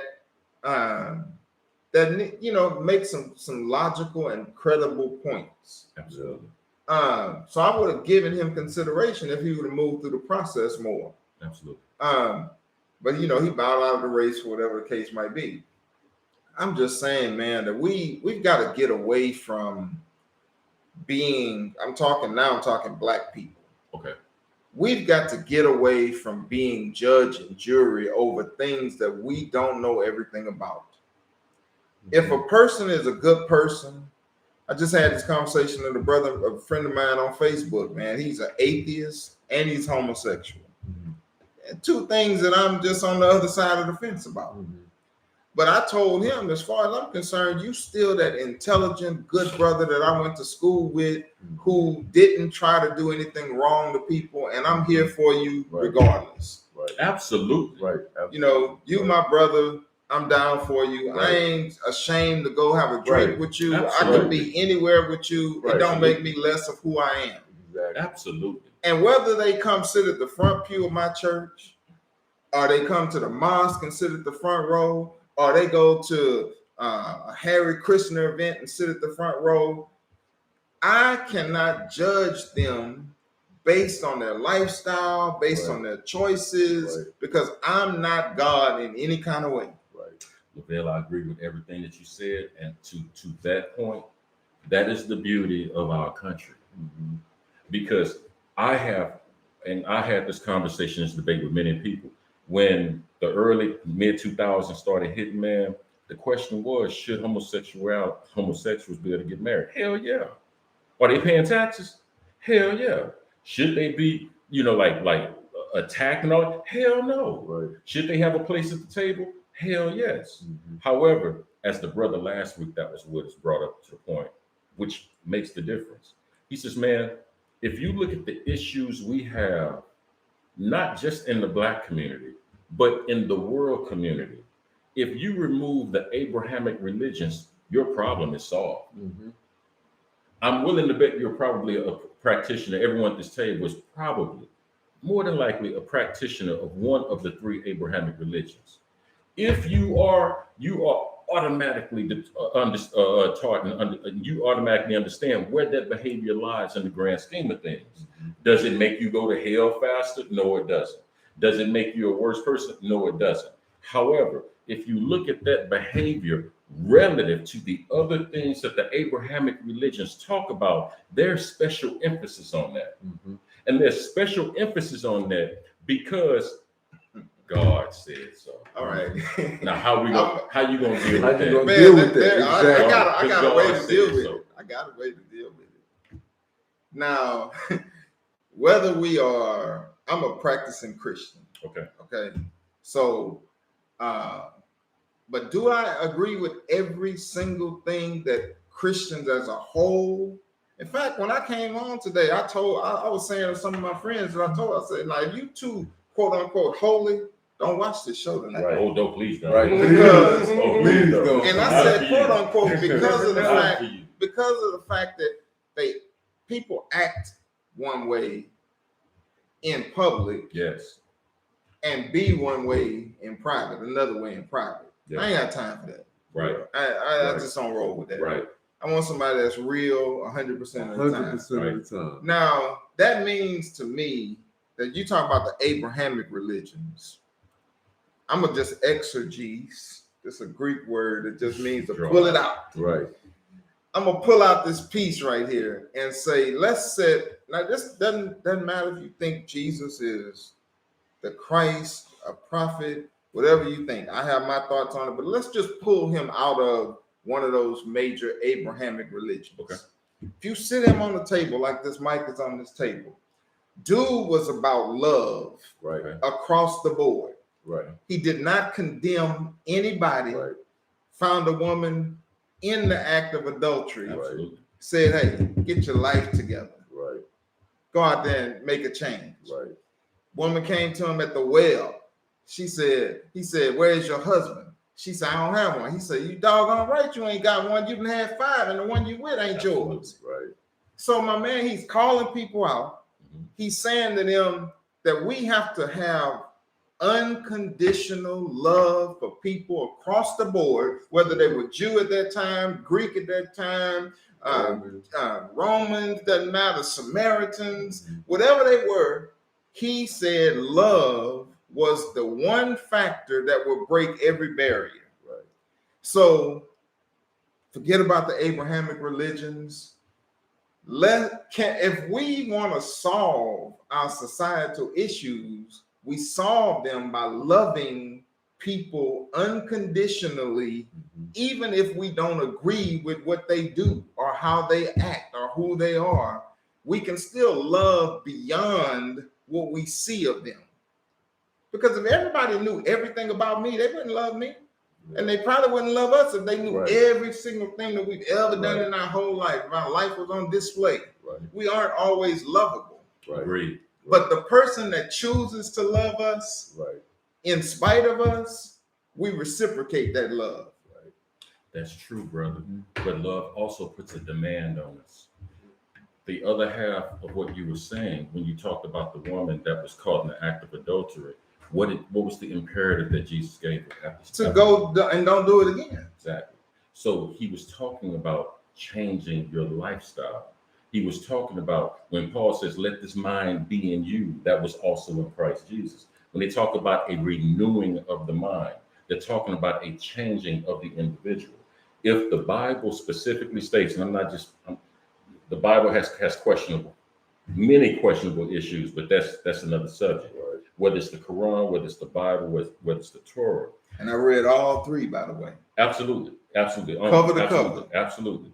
If you look at one of the sins that God does not stand. He can't stand. One of them is divorce. That's one of the only times you will ever hear the word hate come from God, divorce. The other one that you hear in the Abrahamic religions that is specifically always talked about is, hey, when you start seeing men lovers of themselves, the end is coming. That is not saying that's not saying that they shouldn't be forgiven. It's not saying that homosexuals won't make it into heaven.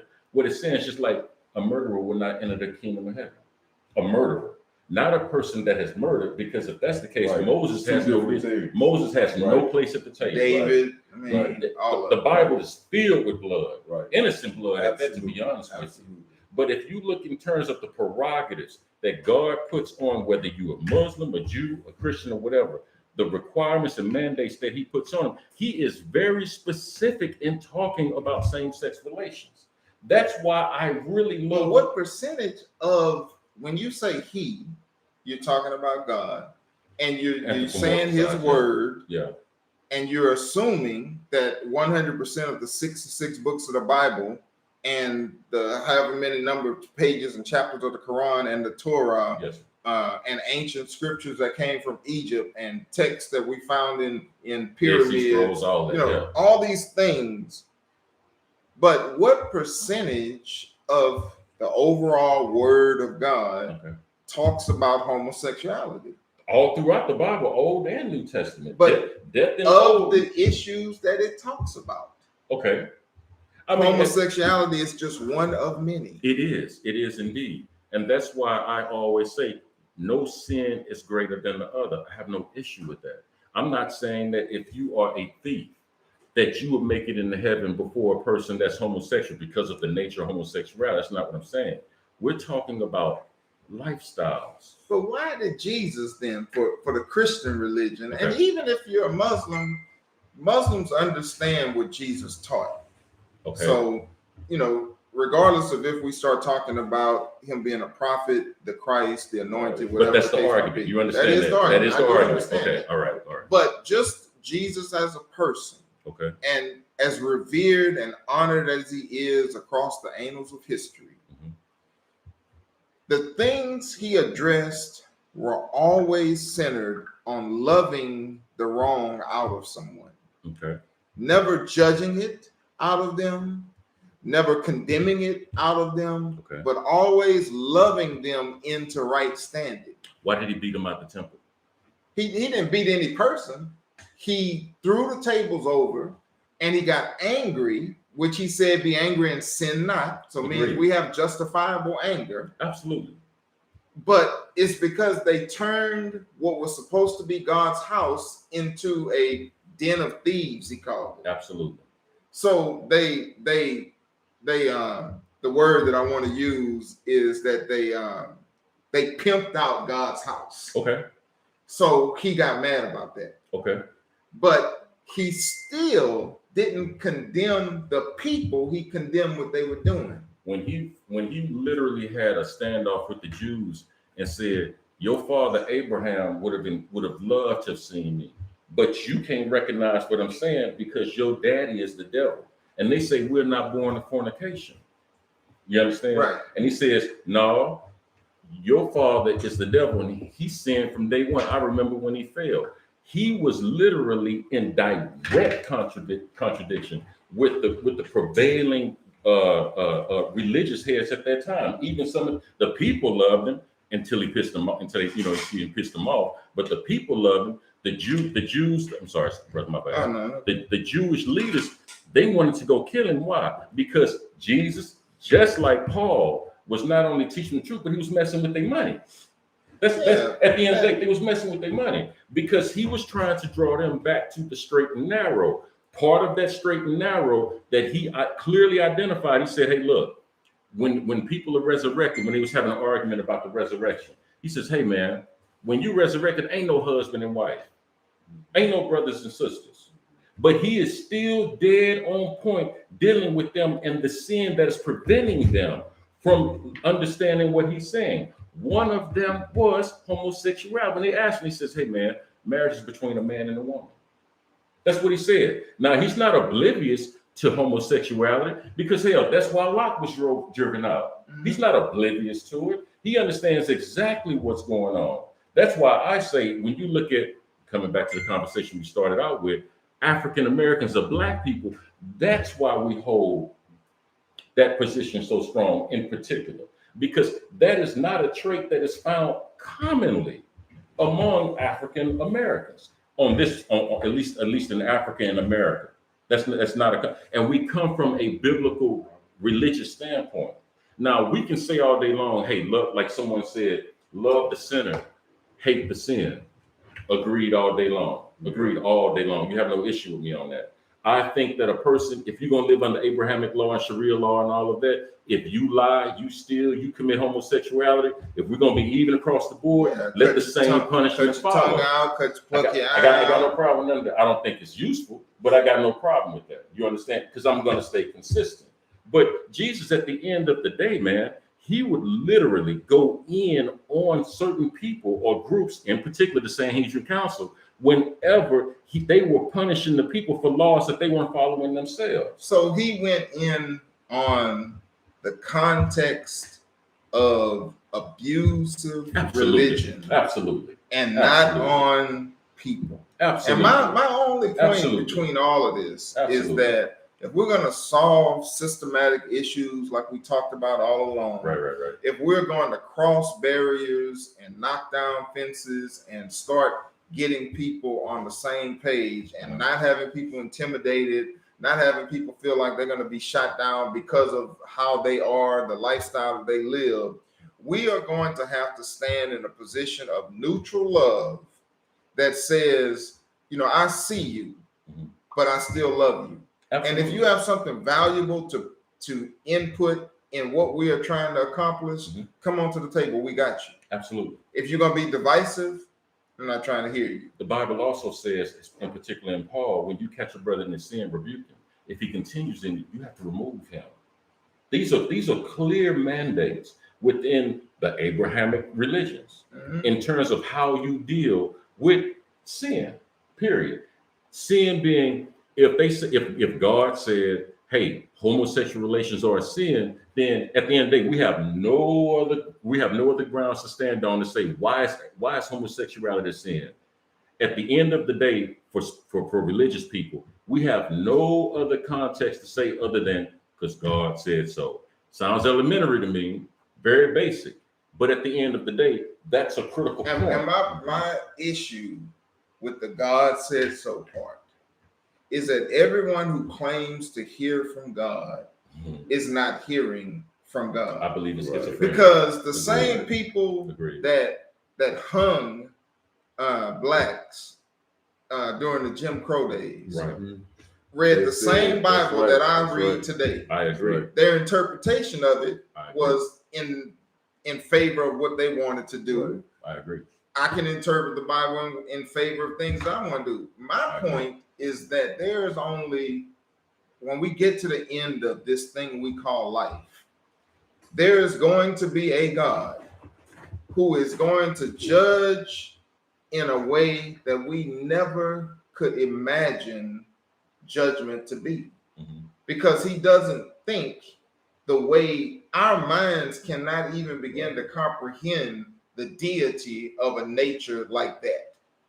So the point that I'm making is that when we sit down here trying to condemn and judge and all of this, we're going to get to the end of this journey and find out how wrong we were, because some of the ones that we thought were going to bust hell wide open will be sitting at those gates, whether they be pearly or rusty, whatever they're going to be. They're going to be sitting there before us. And some of us who pretend to be so holy and pretend to be so righteous and self-righteous, and we got it all down. We do everything that we're supposed to do. We're a good Christian. We're a good Muslim. We're a good this and a good that. We're going to find out that our goodness wasn't really good. But that's not what gets us into heaven. Yeah, but see what you're saying, we got to start thinking this way. Well, that has to start in the church, because the church is conditioning me to think this way. That's bad. But that's the point. That has to start in the church. You have to start seeing, the church has to see, well, we're just going to let this all go and let God decide. But they're not going to do that, because I don't want this around, because I I don't want how we talked one day is like we're trying to keep you out of this circle because you don't believe the way we do. And if you're not changing what we said, yo man, we don't believe in that. You don't want to change it, then you don't belong here. What about you? Hey man, I gotta be real. Like I am sympathetic, not in agreement with them. I'm sympathetic to fundamentalists because fundamentalists, they understand and take it for face value exactly what is written. Now, I think that is very socio-economic, concrete thinking that you would have, like that's 12-year-old thinking. Right. But that's how God was talking accordingly. That's how God was talking to early man. Now, if you want to say, hey, we're holier than thou, or some people that would get in won't get in, some people we think wouldn't get in would get in, none of that is conditioned on right activity. None of that is conditioned on right activity. That is what differentiates Christianity from Islam, from Buddhism, from Hinduism or Judaism. That's what differs us. Because you only have to believe for Christians. I'm only talking to Christians, the 9 or however many is here. We only have to have that acceptance, and that's all pertaining to Jesus. Now, that's where you get the fight out of the Muslims. That's where you get the fight out of the Jews. That's why they crucified him. Okay, so if we understand right behavior has nothing to do with salvation, but if you have salvation, your behavior is going to change. And I am willing to argue homosexuality is not in that gamut. And I'm willing to say that just like Jesus would love people in the right standing, okay, when the church, if you're on the Christian side, any sect for that matter, starts loving people unconditionally, people will gravitate toward the truth. I'm in 100% agreement with you. So we don't have to browbeat people into acting and living a certain way.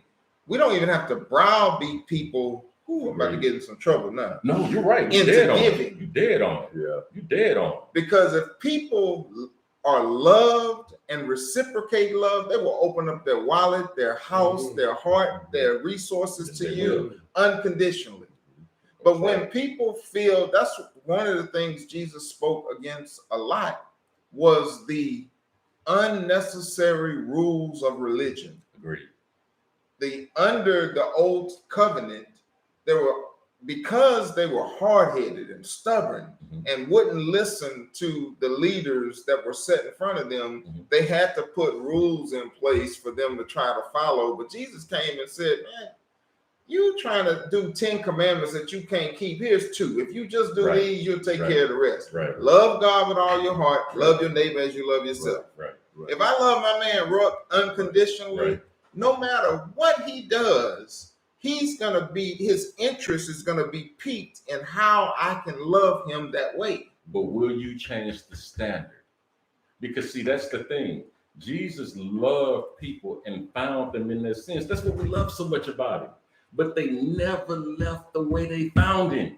And see, if we were real, they couldn't come in contact with us and leave the way we found them. No, to be honest with you, if they came in contact with most of us, they probably end up worse off. Yeah, but I'm saying really if we were genuine and 100% in loving people, then people cannot come in contact with true love and leave the same.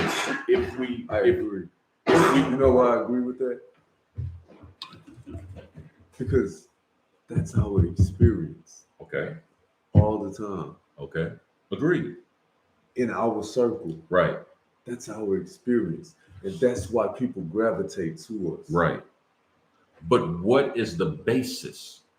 What is the basis of, in terms of, okay, we're going to let you in this circle.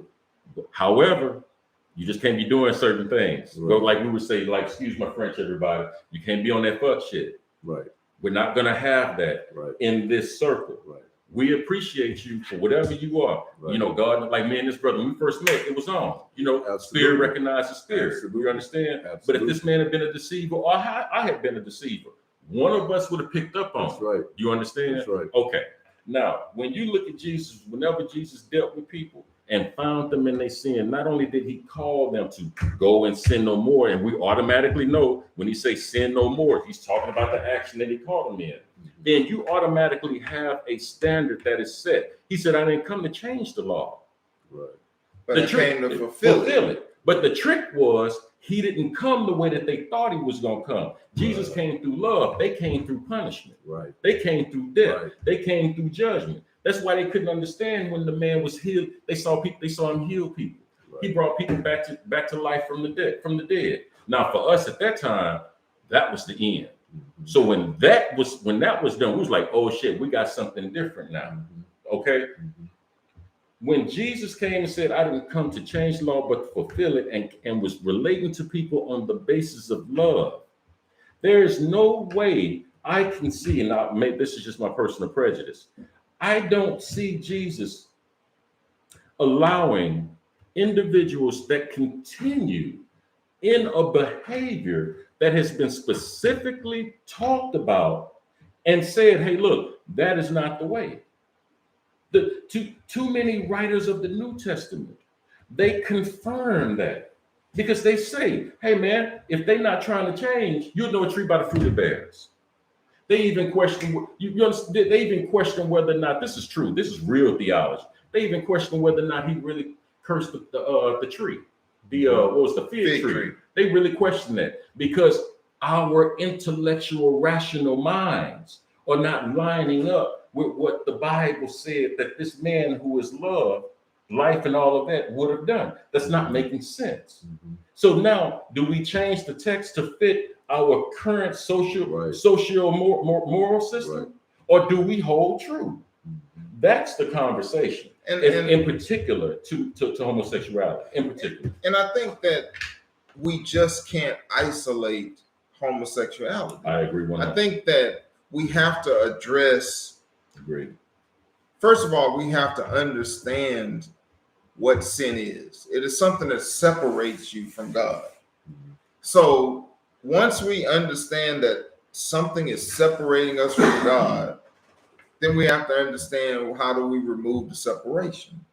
And there's only one force in all of creation that we can go back through to get to God once we've been on the side of sin. Okay. And that force is love.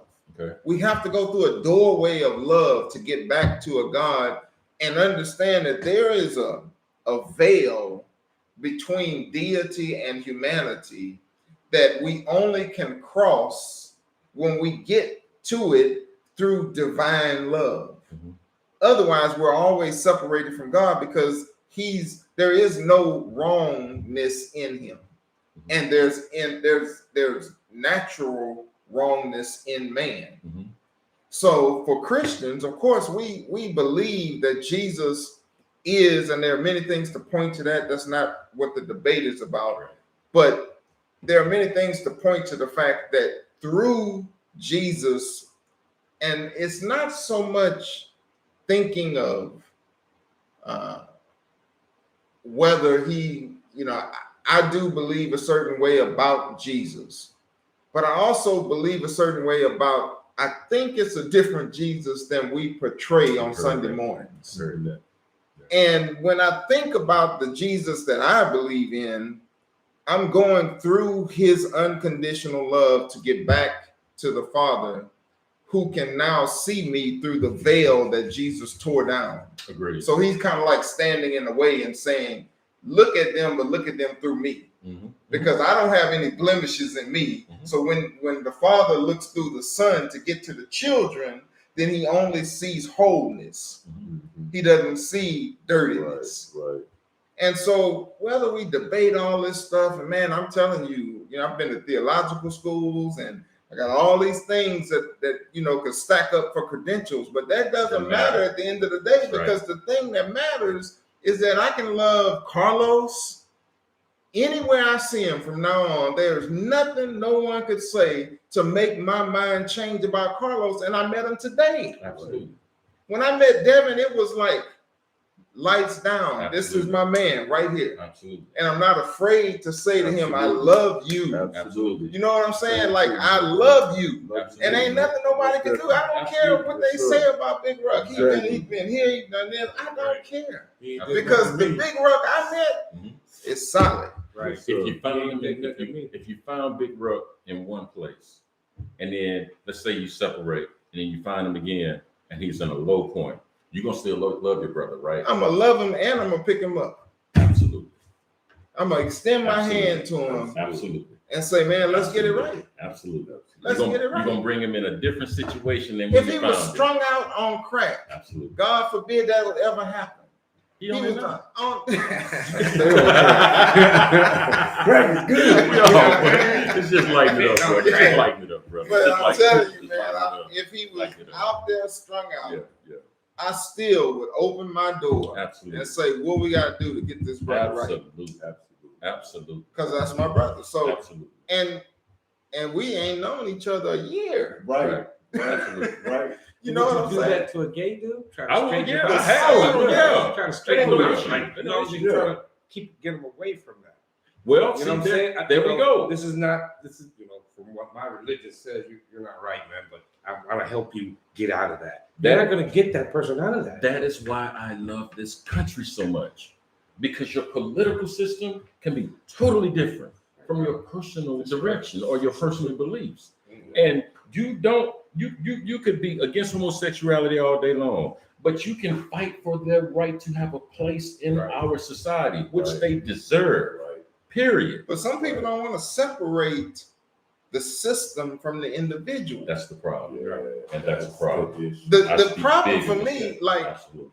I battled, to tell you the truth, with the whole thought about whether homosexuals deserve the same marital rights as a man and a woman. Okay. I struggled with that. Yeah. But my conclusion came to the fact that if we allow a system to start taking away rights from any group, we allow it from all groups. Right. Especially they paying taxes. Right. So when people have a right of citizenship in a country, they should be protected 100% by the constitutional bylaws of that country, regardless of if we agree with them wanting to shoot guns, marry men, marry women, have abortions, not have abortions. We need to have a system of parity. Absolutely. Absolutely. I think we're moving closer towards that as a political system. I do. I think we're moving closer towards that. It's gonna take time, but we are. Yeah. And in all fairness, at the end of the day, it seems like Black people still end up at the end of the line after everybody gets what they want. We heard the same conversation when women wanted rights to vote. That's right. And they wrote on our backs on speaking minorities. Mm-hmm. Wrote on our backs, and the Black woman was at the core of it. Right. You know, they wrote on our backs, and after they got what they want, they was gone. After, AARP, after they wanted what the older people, the seniors of our society needed X amount of things, they got what they wanted off the civil rights movement. The anti-war movement got what they wanted, et cetera, et cetera. But Black people, in particular, you have Hispanics, Puerto Ricans, you name them, that come over in a fraction of the time that we've been here, and we champion their cause. Right. On the blood and beatings and dog bites of ours. But at the end of the day, they end up with what they want, and we're still here. And I say that's our fault. I agree. Yeah. So we've been too passive because By design. systematic changes, when you look at world governments, Mhm. systematic changes came by way of revolution. Absolutely. There was never, I don't think that you can name a systematic change in a world government that did not happen without a revolution. None whatsoever. And so we just have to be, and let me just say, because, no telling who's listening to this, I am not proposing that we go buy guns and take over the White House like some people tried to do, not too long ago. What I am proposing is that we use the resources that are at our disposal, the intellect that we have as a people, and we craft out ways to infiltrate a system that is unjust.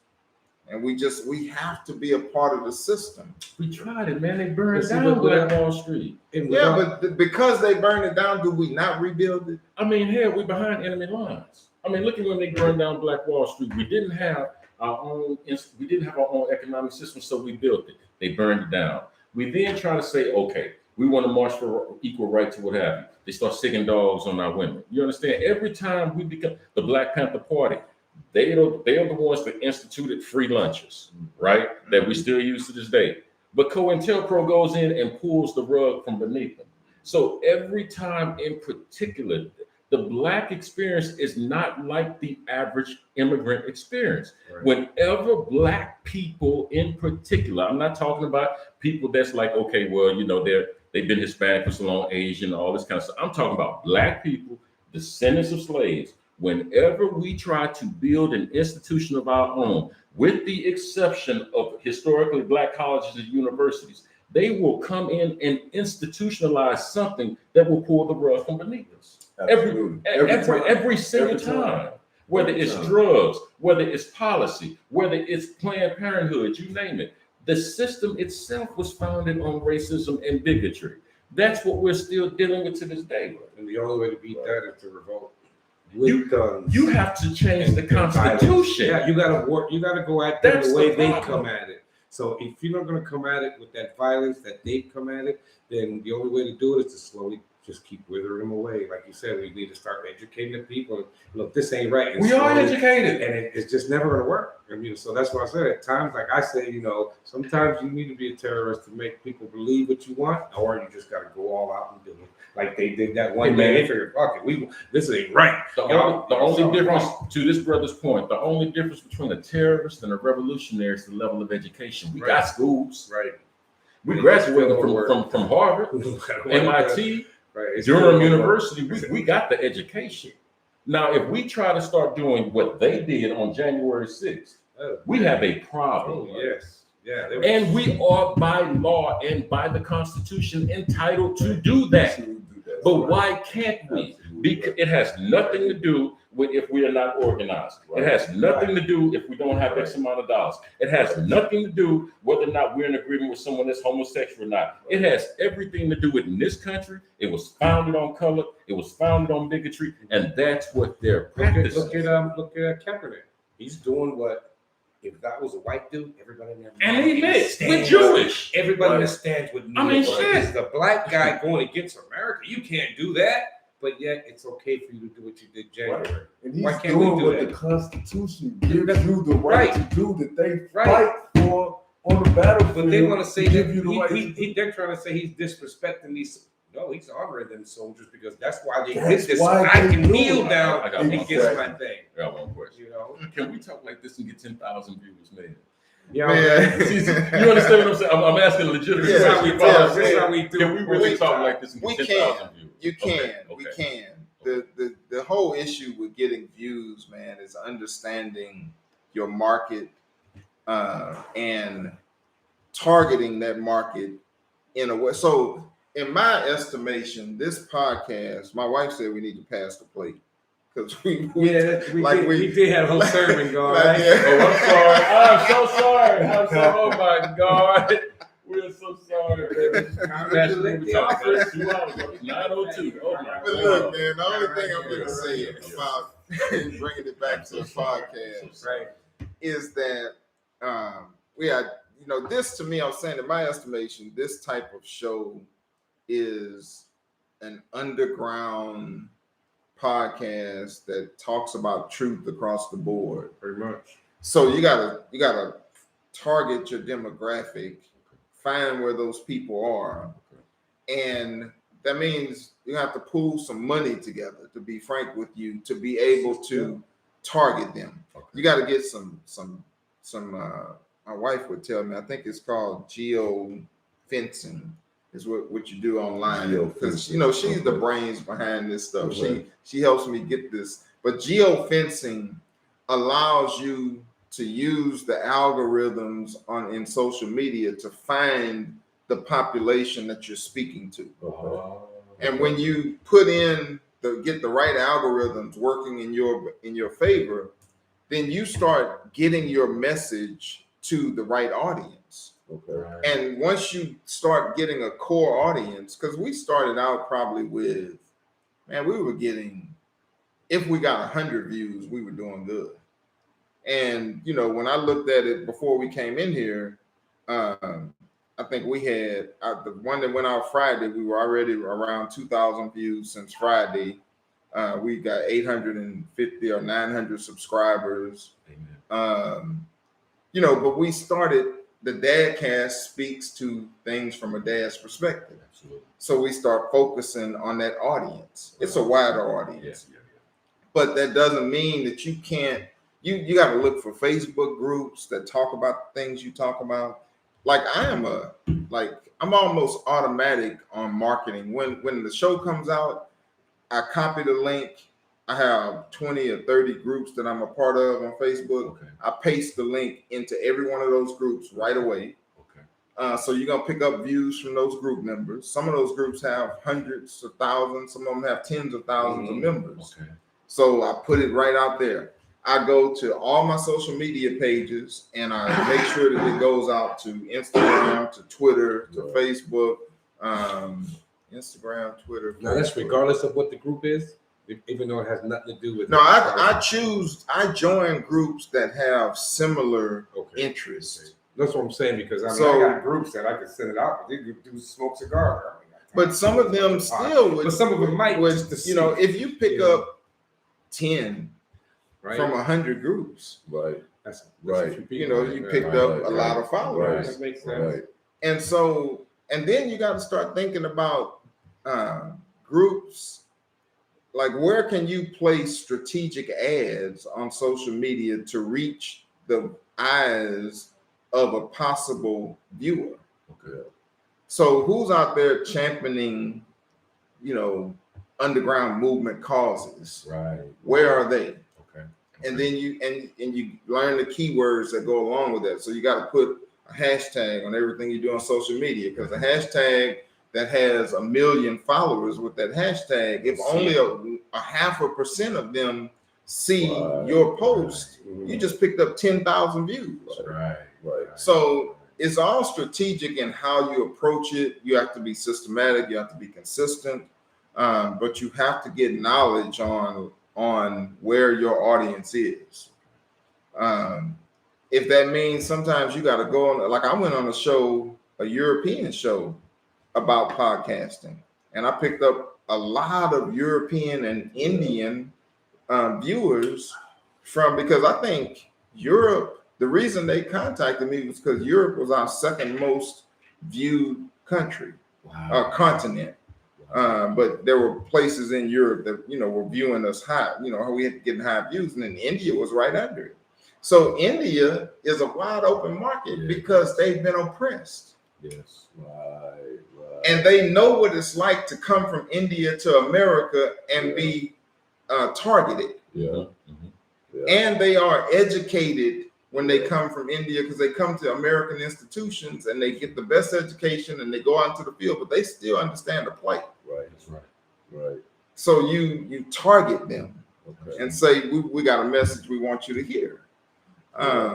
But it's doable. It just has to be a consistent, systematic approach to get to it. So let me ask you this. So you know how they have those things where, like on Facebook, people tell you, you know, if you pay $20, then we'll be able to get you seen in front of 1,000 followers. Right. You know, if you pay $30, then you get 1,500. You know, we'll put you in front of 1,500 people.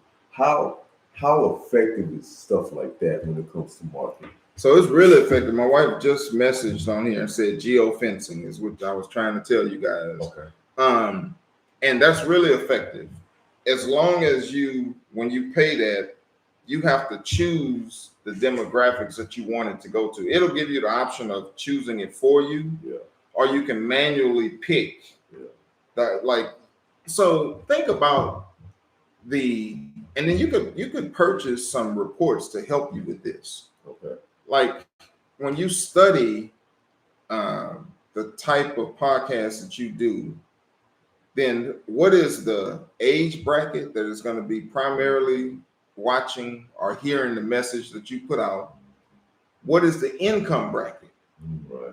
And of that income bracket, let's just start with Houston.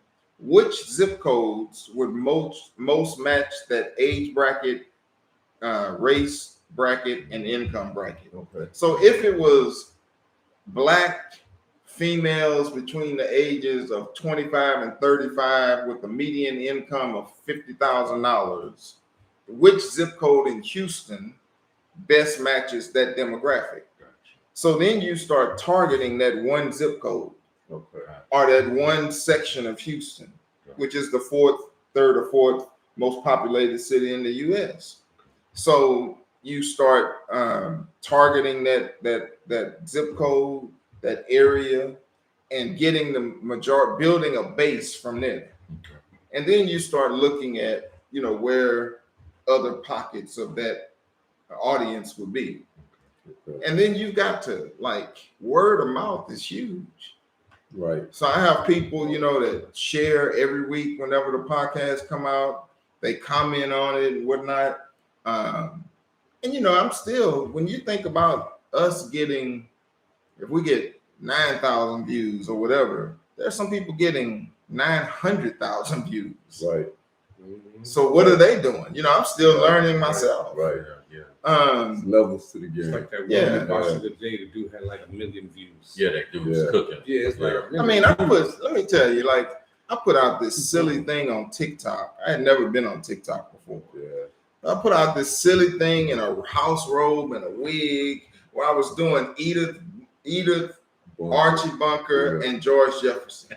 And I was doing the Edith voice, and then the Archie voice, and then the George Jefferson voice. And the thing got 16,000 views on TikTok. People love that. That's what they do. I'm doing like craziness. Yeah.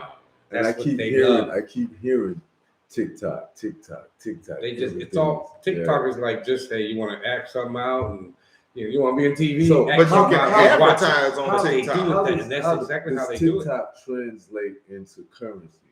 Does it translate into income? Now it can. I haven't hit that level for TikTok yet, and I'm just about at the level for YouTube to be able to monetize the channel, because I'm maybe 100 followers away from monetizing the channel, which is 1,000. 1,000 viewers and 4,000 watch hours. So I have to look at my analytics to see where my watch hours are. Okay. But I'm at 800 and something, maybe 900 subscribers. Yeah. So we're almost there. But I started, of course, with business owners that I know who wanted to reach the audience that I'm reaching, and they wanted to, have an affordable way to advertise their business. Right. So that's the way you can start. You can get local sponsors. That's what I was about to ask you about. Like Jay Harper, is a sponsor of season 3 for me. Okay. But Elmore might want to sponsor you because he's doing, you're doing music with him. Right. And he might want to get the word out about his movies, Right. So that's, people that that have local businesses that want to sponsor you, and you make it affordable for them. Right. So it's a good business move. Right. They're gonna want to know your numbers, how much are you reaching, and so you want to try to build that. But you need to, get everybody on your personal list, your list, my list, whoever else is not here on their list, to tune in. And then there are a few things I want to talk to you guys about off camera. Okay. Because it's more business related. Right. That I think would help as well. Okay. But it's targeting. What it boils down to is targeting. My wife is saying friends equal viewers. Amen. Yeah. So, I started because we have the photography business, we've got the Dadcast channel, and I've got the personal channel on Facebook. And I started, just putting out the advertisement about the show to I literally would get on my phone, and I don't send group texts. Yeah. So I individually send the link to as many people in my contacts on my phone that I can. And I say to them, hey, I'd appreciate you watching, subscribing, liking the podcast. This is what it's about. and when you give them the link, it gives like a little preview of what it is. Right. And until somebody tells me they don't want to receive it, They're they're going to receive it. Right, You know, and then I have relatives that I call or text them and say, you know, this is what I'm doing. Here's the link. Check it out. They tell other family members. So it multiplies as you get the word spread among your circle. Once you build, you know, a decent number of followers, then you are more attractive to local businesses to sponsor you. Yours is actually going to be easier to get local sponsors, I think, than mine is, because mine reaches an international market, and they don't always think that they're, you know, like the guy with Nitro Logistics. He gave me a sponsorship because he likes me, but he knows he's not going to get any logistics business from my podcast. Right. The other people though, with the links and who knows, somebody just may call one day. It could be. You never know. But I can see why. And the international. Well, somebody here in Houston. They're like, I listen to website. Who's coming to my link? My link shop from India. Right. Unless it's a website thing where, hey, anybody in the world can click this link and you see my business. But folks, you guys, I'm gonna go out on a limb and say that you can be looking for the Daily Smoke to have some advertising breaks in the middle of their show coming soon. Thank you, sir. So hang on to it. What's gonna happen? You're gonna fade out. And you're gonna come like so and so sponsoring this episode. You want to shout out to them. Here's their contact information, and then it's gonna fade back to you guys. Taking a mid-show break, but you're gonna charge more for mid-show breaks, less for beginning. If you advertise them in the beginning, they pay less. If they advertise in the middle, they pay the most, and then they can advertise at the end for a price. So pre, mid, and post show advertisements, depending on where they want to be. It's no different than buying a 30-second commercial on the show on the Super Bowl compared to on the middle of the night on the ABC. We can't charge $1 million. Not yet. You can't charge $1 million for the 30 seconds you're gonna get. But the challenge, I think, is just every episode try to set a goal for the number of viewers that you want the next episode, and then craft a plan to reach that number. If we each can grab 5 viewers and you have 10 people that well, 5 times 10 is 50, and you ought to get 50 additional viewers than you normally would get. Right. So it's doable. I think you guys got you got the content. You just need to get it to the right people. But that's it. Anybody listening, I don't know who's listening or will listen tomorrow whenever you see this, but just check out the show. And if you have some suggestions for the Daily Smoke, hit them up. Send in comments on the bottom of the YouTube page. Call the number that they gave you. Or you can hit us up at the email address, which is the.daily.smoke@gmail.com. And that's THA. So do that, folks. Give them some suggestions. What do you want to hear from the Daily Smoke? And they're going to respond to it. We're going to be watching, because they're getting close to the 100th episode. So you better hold your breath. Something big is coming. Yeah, we got something big coming for the 100th episode. Listen, man, I can't thank you enough for being here, man. I can't thank you enough for all of the knowledge and the wisdom that you've dropped since you've been sitting here at this table with us, man. I appreciate you, man. I love you, my brother. Man. He just comes like he's one of us. He is one of us, man. The beauty of it is, no matter how we disagree, we just keep on rolling like we love each other. Absolutely, man. I met this guy on the set of a movie that we were both working together. It was called Gutter, right? It's supposed to come out actually the end of this year. Yeah, I think so, right? Probably by the end of this year. Yeah, and he was doing the photography, and I had an actual role in the movie, man, and we just started chopping it up, and energy, man, that energy. It was just, I was like, yo, this dude is genuine. And you know, we built that relationship, that friendship from them, man. And I always say everything happens for a reason. You know what I'm saying? I just picked up one subscriber tonight. So one of my subscribers said they just subscribed. That's beautiful, man. Thank you. Thank you. Mary Cooper. You'll hear from her. Most definitely. Most definitely. Love you, Mary. Thank you for watching. Everybody, man, we appreciate y'all for being here. We appreciate y'all for sitting and talking with us for the last 2+ hours. Where the time goes. Yeah. That's when you know the content is good, man. Beautiful, man. I love it. I love everybody out there. Thank you for being here. And by the way, also I wanted to say, Angela Rice, her Out of the Mouths of Babes, everything happened this past Saturday. Good. It was beautiful. Kiati came out. He supported the kids, man. Everything was beautiful, and she wanted to tell everyone that supported, because she got a lot of support from the Daily Smoke, man. And so I want to give everybody a big shout out for that. You, my brother, I appreciate, you know, your donations, and everybody out there that did donate. Thank you so much. She wanted to let everybody know that everything was successful. It was a beautiful event, and there will be more. So thank you for all of your support, and thank you for everything. And once again, I am your boy Big Ruck, Brother Los. I'm Brother Ron.